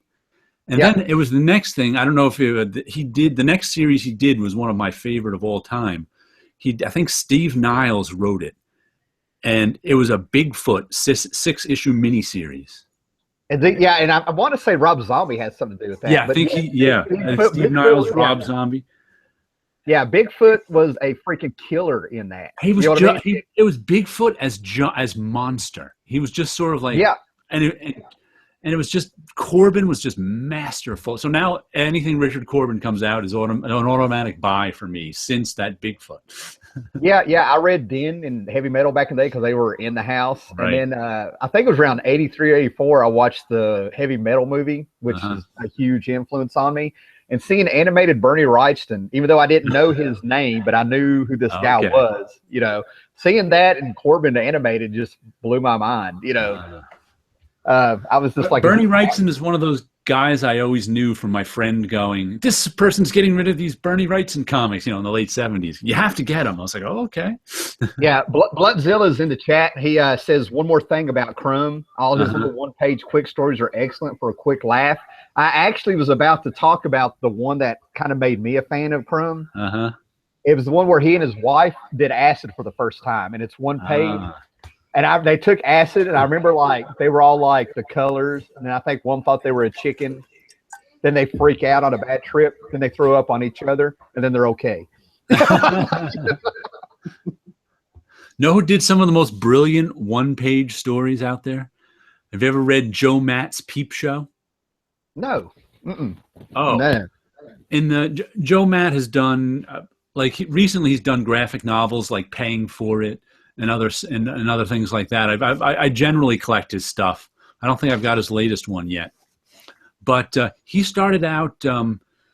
His first big comic was Peep Show. He was one of kind of those autobiographical comic cartoonists in the early 90s, and he was one of the leaders of it because his stuff was good. But I think he was originally it's collected in a graphic novel, Drawn in Quarterly magazine. I remember that. Quarterly, the publisher. About that, I know. Yeah. He would have a page or two in Drawn Quarterly of his show, Peep Show, just giving you a look into his life. And he would have to cram so much stuff into that page or two. It was just like wild. He'd have like 24 panels in one page, all crammed with little. He fit so much in one page, and they were so good that when he finally got a comic, and regular comic book of Peep Show, people were disappointed because it wasn't as crammed full of stuff anymore. It was like a regular comic. Oh, he killed the pacing, the time. Yeah. I can see that. I still liked it. I still enjoyed it, but people complained. They're like, "Oh, this is nothing like old Peep Show." Well, I know people felt that way about the SpongeBob movie. Yeah. I'm just saying. I don't know the SpongeBob movie, so. But I'll tell you something that I appreciated reading when I was older because of Epic magazine in the day. Oh, I love that. And then like an odd issue would pop up every now and then. I was lucky enough. We used to vacation up in Lake Placid. And when we'd camp. When we'd go into town, I'd hit the store that had the comic books. It was a regular newsstand. Different comic books than, of course, where I could get at home because you couldn't always get the same stuff in the newsstand here as I could 5 hours north. Epic #2 came out. And hold on, I want to pull that issue off my shelf. Oh, yeah, man. For you guys out there who don't know what Epic comic books were, it's sort of Marvel's version of Heavy Metal, but it was like comic book artists doing some really quality stuff without getting out there, except for, This is the exact Epic summer 1980. That's when I bought this. And this is the exact Epic, and look at it. It's fallen apart. It's got tape on the spine. Yeah. I don't even know if it's, it is detached because I put tape in the middle too. I actually got a good, but I read this so much in our 2 weeks that I collected it from here on out too. So I bought this off, but it was like, this is how much I liked Epic magazine. That this is 2 weeks of reading got it like this. See, and my childhood was so odd looking back on it because I would read Epic magazine right beside of the Muppet magazine. and they were on the same level to me. Seriously, man. I turned 14 in summer of 1980 too, so that's when I got this. Nice, man. But Epic Magazine had some colored versions of Cerebus in there as a kid. Yeah, And that's yeah. that's the first place I found Cerebus. Me too. And then like throughout the 80s, seriously, I may have ran across 3 issues and it was just not clicking with me. And then that Zero issue came out where they reprinted 3 or 4 issues in the 90s of it and stuff. And it just took off, man. And I found this issue. It's 2 issues in one, but the whole thing, there's no words until the very end of it. It's just Cerebus being miserable through the whole damn thing. You know, there's a new Cerebus issue out, right?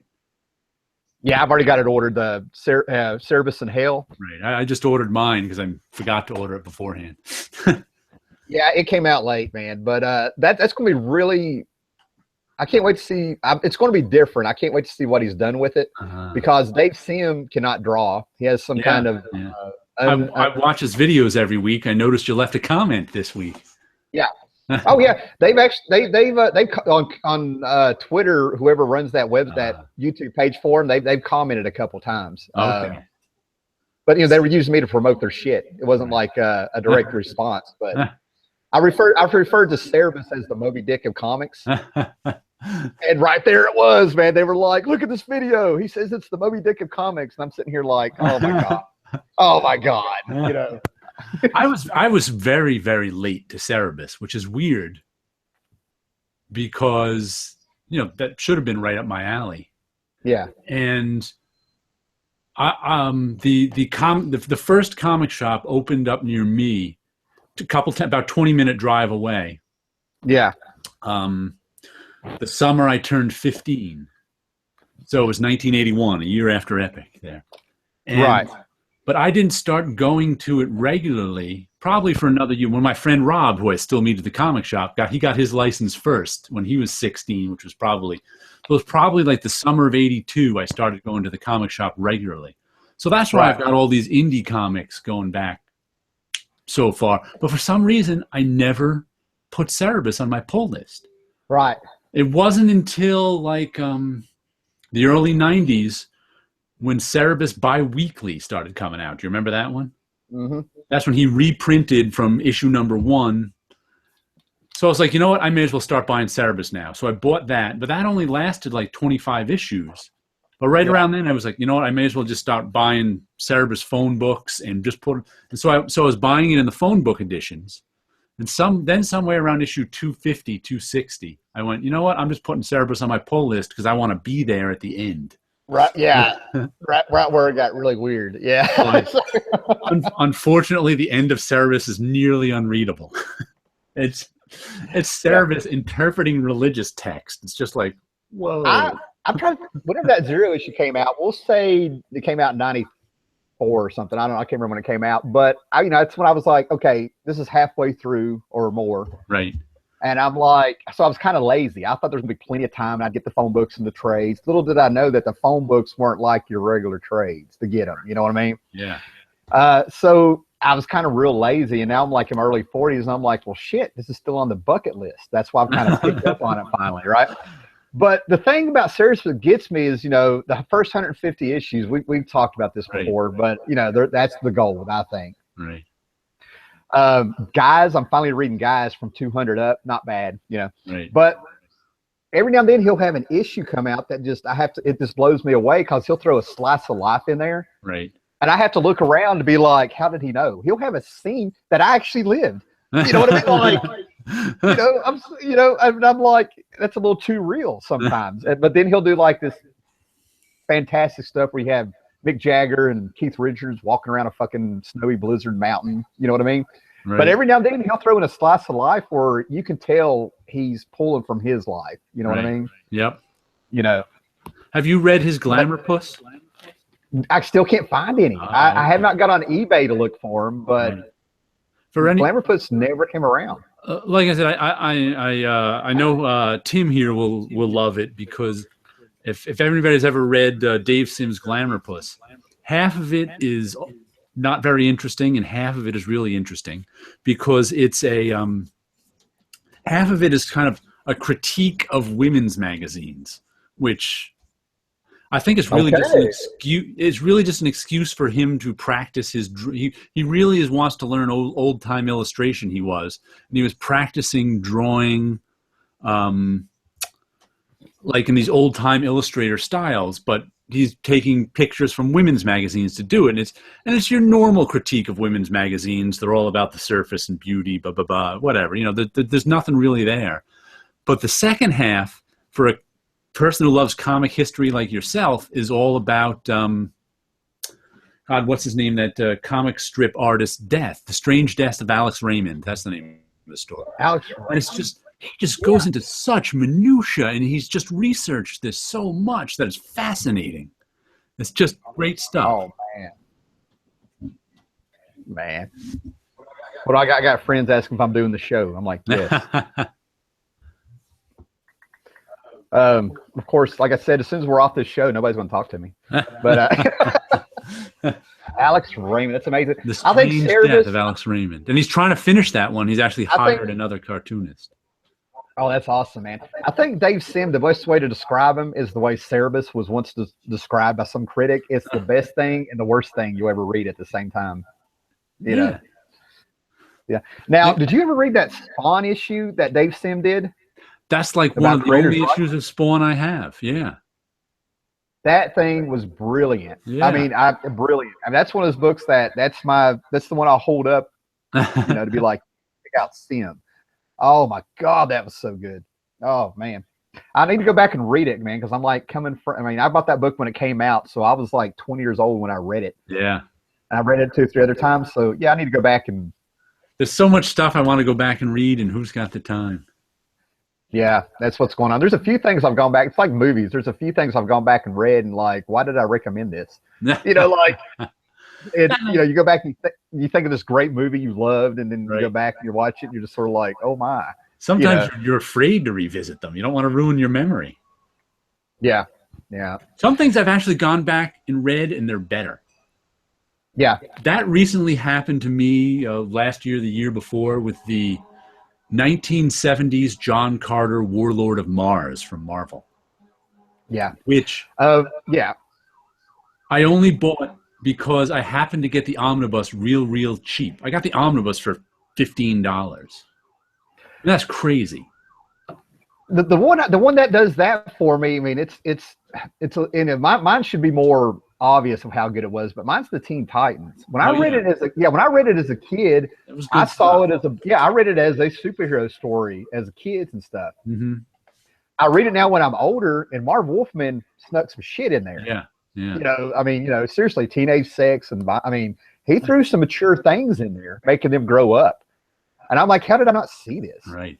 Aqualad quit the team because he was out in the ocean with Aqua Girl. And that's what was going on. They didn't say that. He's a reserve member. No. Yeah, like the John Carter one was one I had a few issues of. I had maybe a third of the series back as a kid. It wasn't my favorite. But in reading the whole, like I said, I got the omnibus for $15. I read an issue here or there, and I was just absorbed. Because one thing is, it's written in a style that just doesn't exist anymore. It's written in that sort of late 70s Marvel style. It's got the third person narrative, whatever that's called, and it was just fascinating. It was just so well done, and I enjoyed it. The omnipotent narrator or something, the informed narrator, which just doesn't exist anymore. Okay. I got to sit down and make me want to pull them out. Caption boxes, whatever they thought balloons in captions as it is now. You get a narrative through the captions. Oh my God. See, book I'm wanting to bring up, and I'm completely blank, but it was another adaptation there. Oh my God, what was it? In about 5 minutes, I'll just sit there and randomly act like I got Tourette's, and it'll come out of my mouth. That's how these things work. Was it a Marvel late 70s book? Yeah, it's a Bronze Age book. But yeah, there's things. Tarzan, Godzilla, Logan's Run. No, but the DC. Well, since we went there, you said Tarzan. The Joe Kubert DC Tarzan stuff. Did you ever dabble in it? I did. I loved the Kubert art. I wasn't a fan of the stories very much. Joe Kubert is one of those guys to me who is an A-level talent who never did any comic books I like, but except for Facts from Sarajevo. Love that one. Okay. Yeah, I remember. I actually did read that one and stuff. Facts from Sarajevo was once again because I just think Joe Kubert. First of all, he was one of those old school workhorses, incredibly talented. Always did a good job on whatever you gave him. Right on. But never seemed to have that like magic like Kirby did of creating, and he never seemed. There's nothing wrong with Joe Kubert stuff, and he also was never served by his writers in that. That's what I was going to bring up. Yeah, that's what I was going to say. Another one who I'd put in, who I like better, who I'd kind of put in the same kind, I just read a quote. Matter of fact, I'm gonna have to pull it out to read the quote. Yeah, man. Yeah, but Kubert started out when, like I said, he was a teenager in the 40s. And I think he was self-taught or something, man, because like he got leaps and bounds better. You a fan of Alex Toth? Nice. Alex Toth is generally considered like the cartoonist's cartoonist. He's one of those guys who every artist you meet loves because he's so good. Well, Space Ghost, man. Yeah. If you were to ask me, who my top 10 artists were, Alex Toth would be in there somewhere. Yeah, I'm an Al Williamson guy, George Perez guy, Alex Toth guy. I like those guys. Alex Raymond, you mentioned. But what's strange is if you were to ask me like my top 100 comics, there wouldn't be an Alex Toth comic in there anywhere. Because he's never had that story. He was not of the era that had a lot of good writing that we remember. And here he is. He's being interviewed in 1969, I think this is. Yeah. And the interviewer is basically asking him how he feels about his work. And like a lot of the comic artists of his day, he wished he was a comic strip artist because it's more respected. But he says, this stack of comic books, it's still a conglomeration of me mixed in with dozens of writers and editors and compromises. The end product isn't really that distinguished. And that's him analyzing his own work. Yeah. And I think that describes Alex Toth's part of this is brilliant. But in the end, it's a mix of, and I kind of feel that same way about Joe Kubert we were just talking about.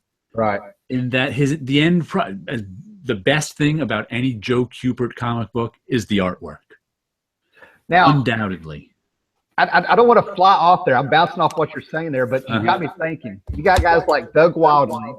When I watched these cartoons and stuff when I was a kid, I had no idea who did them. I get older, I find out Doug Wildley is, Johnny Quest. Right. Alex Toth, Hanna-Barbera. He did stuff outside of comics. A lot of people don't realize that. His Thundar stuff was Gerber and Kirby, all this stuff.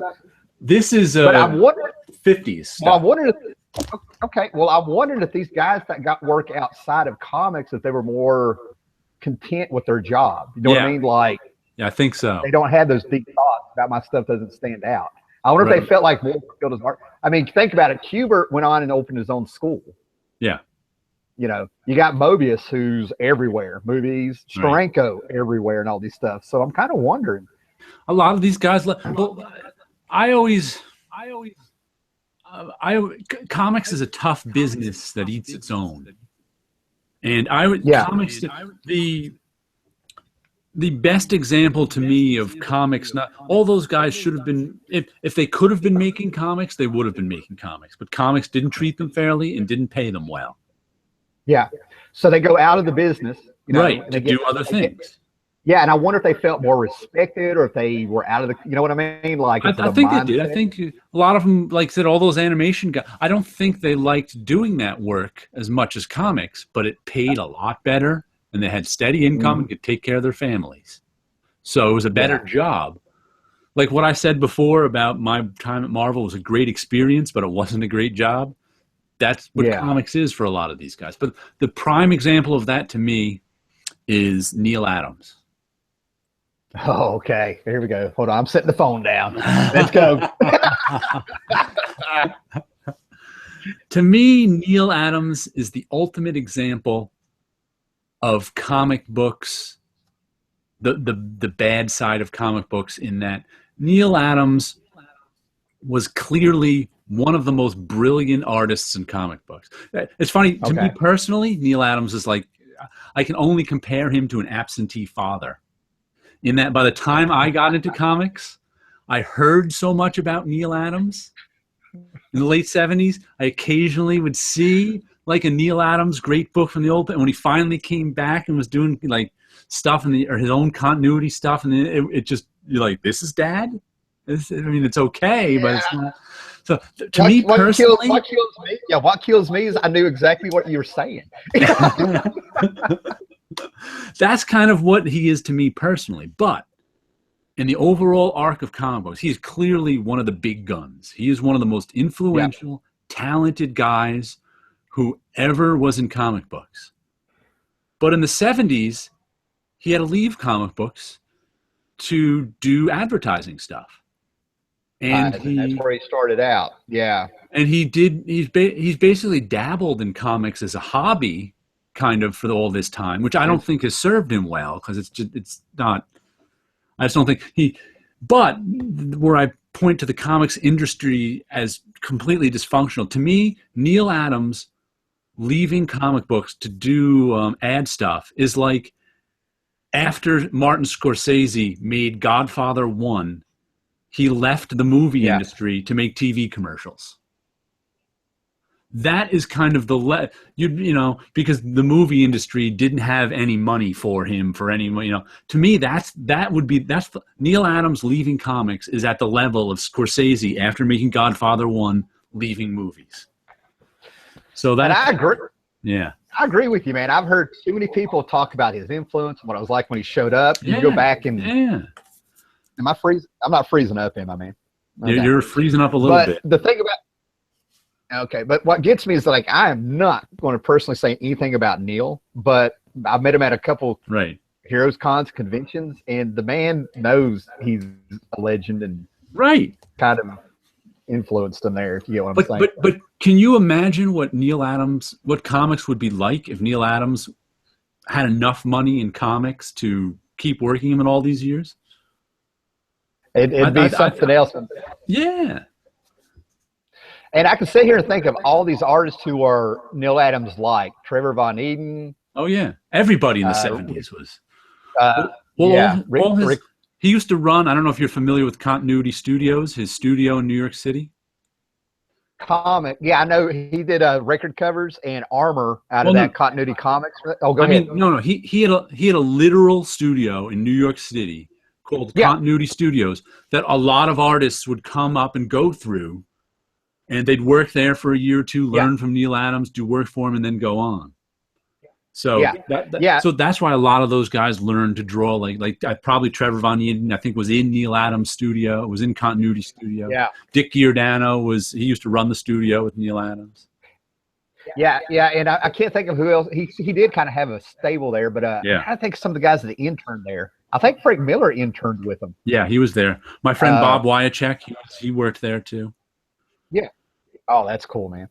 We got a question that I want to answer real quick here. Is it Cerebus or is it Cerebrus with the R in it? I've always heard Cerebus. What it is? Yeah, it is Cerebus. Cerebus, yeah. Know what it is? Well, what happened is it was a typo. It was supposed to have the R. He thought he was doing it Cerberus, the dog that guarded the gates of hell, the three-headed dog, but he got the name wrong. Cerebus. Yeah. Yeah, and by the time I came around, I heard he was saying it was a typo. So who knows? A typo might be a cooler. But it's not like it's not like the machine that hunts down mutants, Cerebro. It's Cerebus. Oh man! At least I've heard everybody say it that way. Matter of fact, I've heard Dave Sims say it that way on his weekly videos. I'm getting pictures of kitties sent to me. Sorry, man. Hold on. You need a meme. All right. But I don't know, man. Hold on. Okay. Um, I don't know, man. Where do you want to go from here, man? I'm kind of out of topics and stuff. You got my mind racing, and I feel like pulling out books now. Well, being And that I'm like, the this two is of what us, this is what I'm the two talking of us about. could probably talk all day. Yeah. And now they still like Cerebus. Yeah. But oh man, I don't know. Hold on. But let's go back to like the thinly veiled thing. The thing we talked about, the thinly veiled comics and stuff. What I kind of, that's just to get us going again, man. But what I liked about them was like you can take these heroes, and you get to do the stories that they would not let you do with them. Character. It's like one of the one of the thinly veiled stories, not so much characters, is like the Death of Kraven. That was originally a Batman and Joker story. Right? So that gets to come over to Marvel, and he just kind of tweaks it and stuff. And as great as that was, it kind of made me wonder what could have happened with the Batman and Joker story. I think we got robbed. He got to tell that story later in Dark Knight Return, or one of the Legends of the Dark Knights or something. But I think we missed the boat there. So when I read the story, I have to kind of try to tweak it to where I can see the Joker and Batman a little bit. And that's when I realized Kraven would have been Batman and the Joker would have been Spider-Man. Does that make sense? But that wasn't really thinly veiled. That's a reworked story. I don't know if that counts as thinly veiled. Because when that story was coming out, we people buying it, I was one of the people who bought that off the shelf. I reread it recently too because I got a cheap hardcover of it. It still holds up pretty well. We had no idea that once was a Batman Joker story. I'm trying to remember if we did. I don't remember. That's so long ago, man. Yeah, J.M. DeMantis was doing like the Justice League books and stuff around that time. Right. And it seems like somewhere along the line, he like dropped that bombshell somewhere. I just remember that wasn't even a thought in my head or anyone else's when it was coming out on the stands. So I don't know when he said that. Okay. Well, the backing up a little bit and stuff, like I got into like these thinly veiled characters so bad that when they did Justice League versus the Avengers finally, I was at a point where I wanted to see the Squadron Supreme versus the Crime Syndicate. Because we had Grant Morrison's nasty dominatrix killing, Crime Syndicate by that time, and then like he turned around and Squadron Supreme had like blown up their planet. I'm like that's who I want to see. I'm like, I want to see this. I'm like, I don't know about this Justice League Avengers anymore, man. So, let's see what happened here. My phone is going off, man. With comments or just going off? Both. Let me see here. We got 11 thumbs up and 1 thumbs down. So all right, someone doesn't like us. To me, that's rock star numbers, man. I know who gave us a thumbs down. It's somebody going, damn it, it's still Cerberus to me. It's obviously somebody new school who doesn't like your old school T-shirt. Well, it's Batman and Robin. If they can even see it. Yeah, I'm wondering. Yeah, brought to you by CenturyLink's great internet and stuff. Oh my God, I just looked over here and saw this. What, did a wolf break into your house? See if you can hear me. I forgot I had this. I got the Robert Crumb famous record. Okay. Yeah. Wow. Look Janis at that. Joplin and all that stuff. Yeah. And I found 2 of those around here. I don't think I've ever seen that. I don't know if they're. That's one of the things that made him famous. It's like the number 1 or 2 thing that made him famous. And then you go down the line. It was like that Janis Joplin and the Big Brother company or whatever it was, record cover. They Keep on Trucking, and then Fritz the Cat. It goes like down that way. What made him famous and stuff. It's good to be famous. And yeah, and I forgot, man. I watched those Fritz the Cat movies when I was like 7 or 8 years old. There was like no filter. There was no filter in my house with my stepdad and stuff when it came to something he wanted to watch. Like none. If he wanted to watch it now, you watched it in the house, he would not make you leave the room. See, none of that stuff would even be in my house. Cheap thrills, well played. Oh, none of that would be in your house? No. Not at all. I couldn't imagine. Well, I'm not saying I was comfortable watching it, but I'm like, this is messed up. You know, I've never seen cartoons like this. I can't stay. I don't think there was anything counterculture in my house at all. Well, to me, it wasn't like it was counterculture. It was just some cool stuff. I mean, none of this stuff really. I'm just saying, in hindsight, you wouldn't think of it Yeah. like that when you were 10. But Yeah. that was a little counterculture stuff. That was, hippie stuff or whatever. Right. I was kind of surrounded by that. I was surrounded by the hippies that came after, and they missed the love. You know what I mean? They came out after the hippies, sort of.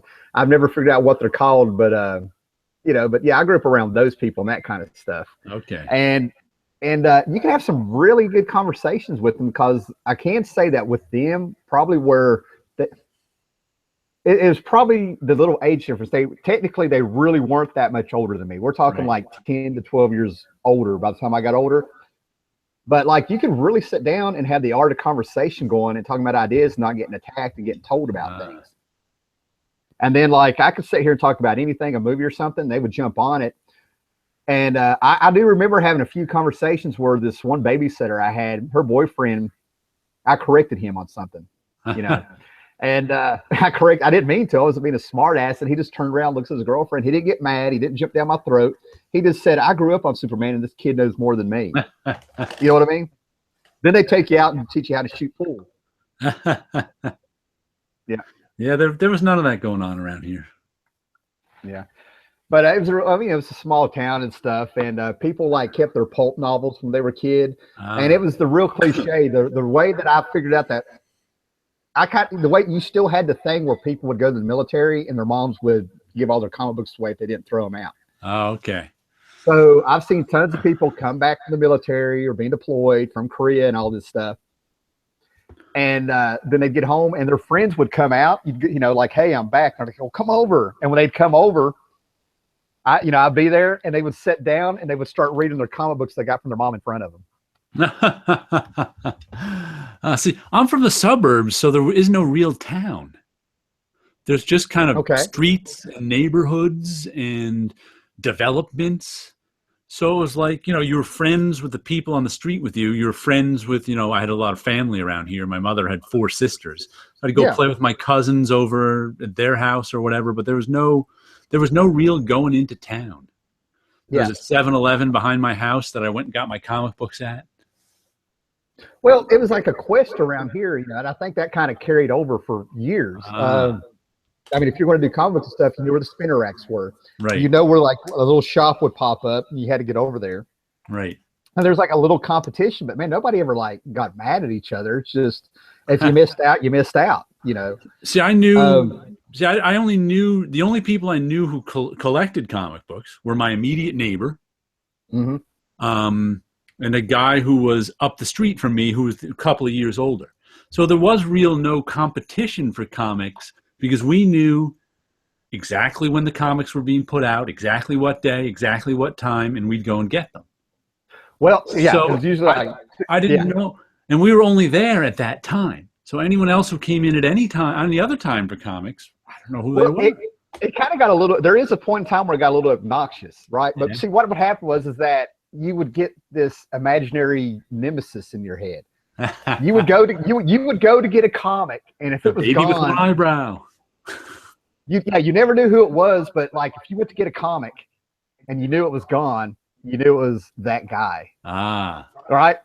Or if you got there before him, you just knew it was some guy. And seriously, years later, you would be talking to somebody, you would find out, like we were all, and they would talk about this comic they loved, and you would just look at him and you'd be like, so you're the one. So that was you. And he's like, yes. How many comics would be on your spinner rack? How many comics would be 5 of a copy. Yeah, and you'd miss out? Like 5 of they'd get 3 to 5 issues of each one. It was low print runs, but then they'd have like a shitload of Archie. Did you not know? That's what I mean. Did you not know what time they were being put out? Well, okay. If you had a store that was part of a branch or whatever it is, it would be Tuesday nights or Wednesday, but you knew the comics would be out on Wednesday. And that's where it got obnoxious, because I would show up so early sometimes, the guy would still have his crates putting them up. That's what it came to. Okay. And you had to pick which store you're going to. But if you had a pharmacy, a mom and pop shop, They would get them, and they would leave them behind the counter, and they would eventually get there. But that's where you could get that's where you could get back issues. I got Crisis on the Infinite Earths #4 because they forgot to put them out by the time #9 came out. You follow me? Right. So you're later on in time too. That was when I don't think the newsstand distribution was as good anymore. Right. Because I'm talking in the very late 70s. There was, like I said, 2 shops used to use all the time. 7-Eleven, which was right behind my house, and a store called Stout Steve's, which was a couple miles away. I could get there on my bike or walk it in 20 minutes. Yeah. And 7-Eleven, like all through grade school, probably 7-Eleven was what we used because it was right behind my house. And we used to like my neighbor used to collect comics too. So we used to, like they used to come out on Thursday afternoons. We'd go into the store, run into the store. They wouldn't be out. We'd run out. Are the comics out yet? Yeah. It got to the point where after we put them out, the guy would come out of because we'd be playing in our yards and like 150 yards away, whatever, where the 7-Eleven was. He'd come out and wave us in, and we'd come in and get our comics. But by the time the late 70s rolled around, 7-Eleven's newsstand distribution wasn't good anymore. We couldn't count on comics getting in there. So all of a sudden, so that's when we discovered Stout Steve's, whose distribution was still good. Once again, Thursday afternoons, we'd go there. Sometimes I'd go there and pick them up because like my other friend wasn't so into comics. The older guy didn't want to leave his Stratomatic baseball game. So I'd go down and pick up comics for it, but I knew what time they were put out. I knew what, and I went and got them. But I imagine if you're talking the mid-'80s, the reason you couldn't find copies was because distribution was so spotty then. It wasn't like 5 years before when you could count on 5-10 copies of that. Like I said, I never worried about a comic selling out. It just didn't happen. I could get it. Yeah, and there's things I got to remember, you know, when it happened and stuff, because seriously, there was a gas station. I put the gas station video, and it's gone. But like he would like just let them pile up on the stands, and he wouldn't put any more out until those sold. So when those shrunk, which could take a couple of months, then he'd go in the back all of a sudden and be like, here's these. And I think that's how I got like my Punisher #1, you know, the Mike Zeck miniseries. Yeah. And my 2 local newsstands, the old comics came off and the new comics came in. So yeah, and I thought they were supposed to send them back after 2 or 3 months, you know, but they kept them. I don't know, you know. That's affidavit returns. We'll talk about that if you want to, but that's a whole scam. But anyway, remember your gas station video? Did you see someone? I forget his name. Copied your video. In terms of he gave you credit. He was like, Howlermouse made a video. Just came out a couple days ago. He was saying he was showing you his youth and where he got comics. That was Red Vitamin Blue, and I loved it. That was him. Yeah. He's a very cerebral guy, and seriously, about 7 or 8. He's the one we all discovered when he did that analysis of sales recently. Yeah. Yeah, man. I've known, you know, for years he's watched my stuff and I watched his. We've done stuff together like The Death of Phoenix. He's a big X-Men guy. But about 7 or 8 minutes into that movie, that video, it's like it's just you're hooked, you're captivated, and he's going down this old railroad track or something in the woods, and it just amazed me because like as he's doing it and he's telling the story of a murder in the next town, you start feeling like it's Stand By Me but darker, and then all of a sudden he just stops and he went, you know, as I'm walking down this railroad track, I just realized I feel like I'm in Stand By Me but a gloomier version. And I'm like, yes. Yes. I couldn't say where he was from though. I couldn't figure out if it was Troy, New York or not. So I think he said Troy. I have to go back and watch. I can't remember, man. I think he's got to be near Vermont because a couple years ago he did a video where he went to Rutledge, Vermont to look at the parade where they used to have the superheroes. It must be Troy, New York. I know Troy, New York is in central New York, but I don't know how close it is to the Vermont border. It must have been Troy, New York, because he said Troy, and that's the only one I know of. And then he mentioned Vermont. I'm like, yeah. But I mean, I love videos like that. I mean, I'm glad to see other people how to do them and stuff. I mean, there's times to talk about comics for me to watch, and then there's times where I just want to kind of hear the stories and I love the backstory. See where you're coming from.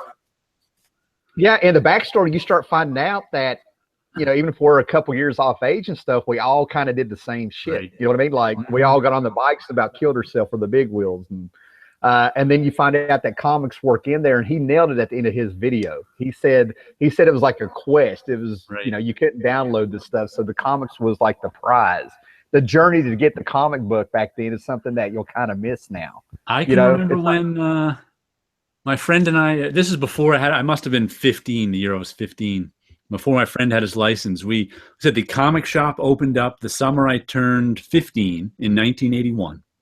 Yeah. And my friend who gave me the, always gave me the tips, my friend who was about 2 years older, occasionally would drive to the comic shop and we'd go along with him, but not nearly enough for us. So one time my friend who lived next door and I actually biked to the comic shop, which is about a 15-mile bike ride. And we were just like, all right, we're going. We got on our bike. We went to, I don't even know what it is, 12 to 15 miles. We got up there and we're like, woo, we're biked here. Yeah, see, I refer to that as Goonies style. You know?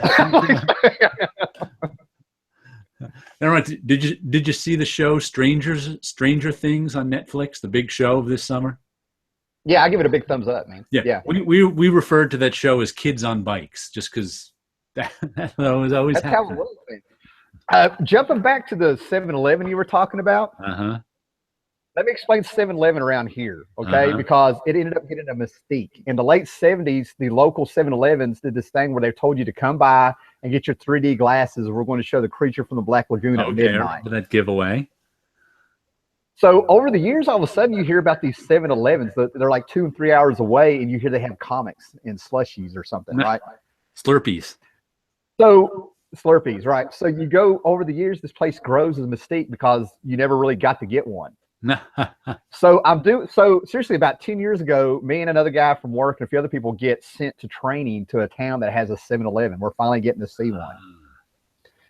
And if he had this dream of like, I want to get a slushie, Slurpee or whatever, and a comic book. Yeah, Slurpee. So we go in there and their comic book selection is real small. And he's hurting for money, so he ends up getting like this tiny little cup of a Slurpee. But he spends the money to get this great big huge metal straw. You get it to keep it cold from the cup to your mouth.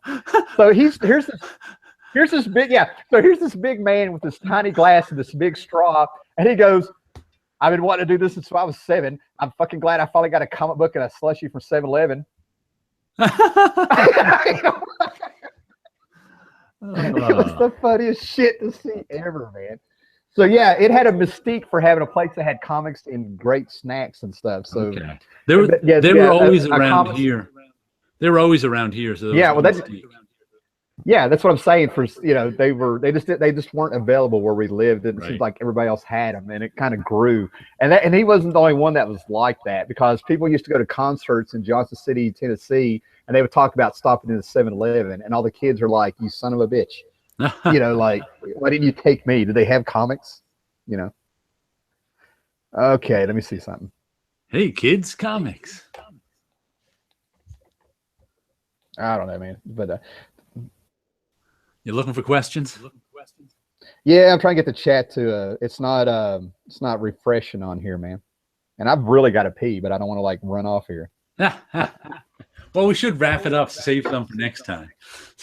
Yeah, that's awesome, man. And I'm running out of steam and stuff, and this was awesome, man. I had a good time. Good time. I hope you did too. We had quite a few people. Good time. Yeah, I think they did. A lot of people came and went and stuff, but they've been sticking around, popping in and out. So that was awesome, man. Can't believe we're talking this long. I loved it. I had a good time, man. But and I'm jacked up on my coffee. I mean, right now that caffeine hit while we were doing this. That's a good time. I'm not a coffee drinker, so I'm jacked up. It's my first cup in about 3 days, so it's pretty good. So. But anyway, go check out Jared Osborn's channel, man. King of the indie books around here. So one of the few. We got quite a few King of the indie books around here. Tom Ray. Yeah. Rob Wise guy. Throw them out there, man. Yeah. Okay. Awesome, man. Then I'm gonna throw out Dr. Silver Age, Comic Crypt. Damn it, I get his name messed up. Comic Crypt of Castle Hills. Creepy Hills. Comic Crypt of Castle Hills. Yeah, I love his stuff. Dr. Silver Age. We got some other guys like Thuggy One who's been out there, Comic Quarter 410. You know, there's still some guys out there and stuff. So Ghost Critic. check all them out. Ghost Critic. Sleepy yes. Reader, I like. Cammy. Yeah. Reader 1717. Yeah. Lots of things. Lots right of good on, man. ones. Yeah. But check all them out stuff. And I'm gonna tell everybody to get on your Twitter, not your Twitter, but your Instagram. My Instagram, I post lots of art there. Art by Osborn, I think. You can find all my links at radiantcomics.com, which has my web comic and links to my Instagram, my Etsy, my eBay, all sorts of stuff. Or find me on check YouTube, out all this stuff. Jared Osborn. There you go. Yeah.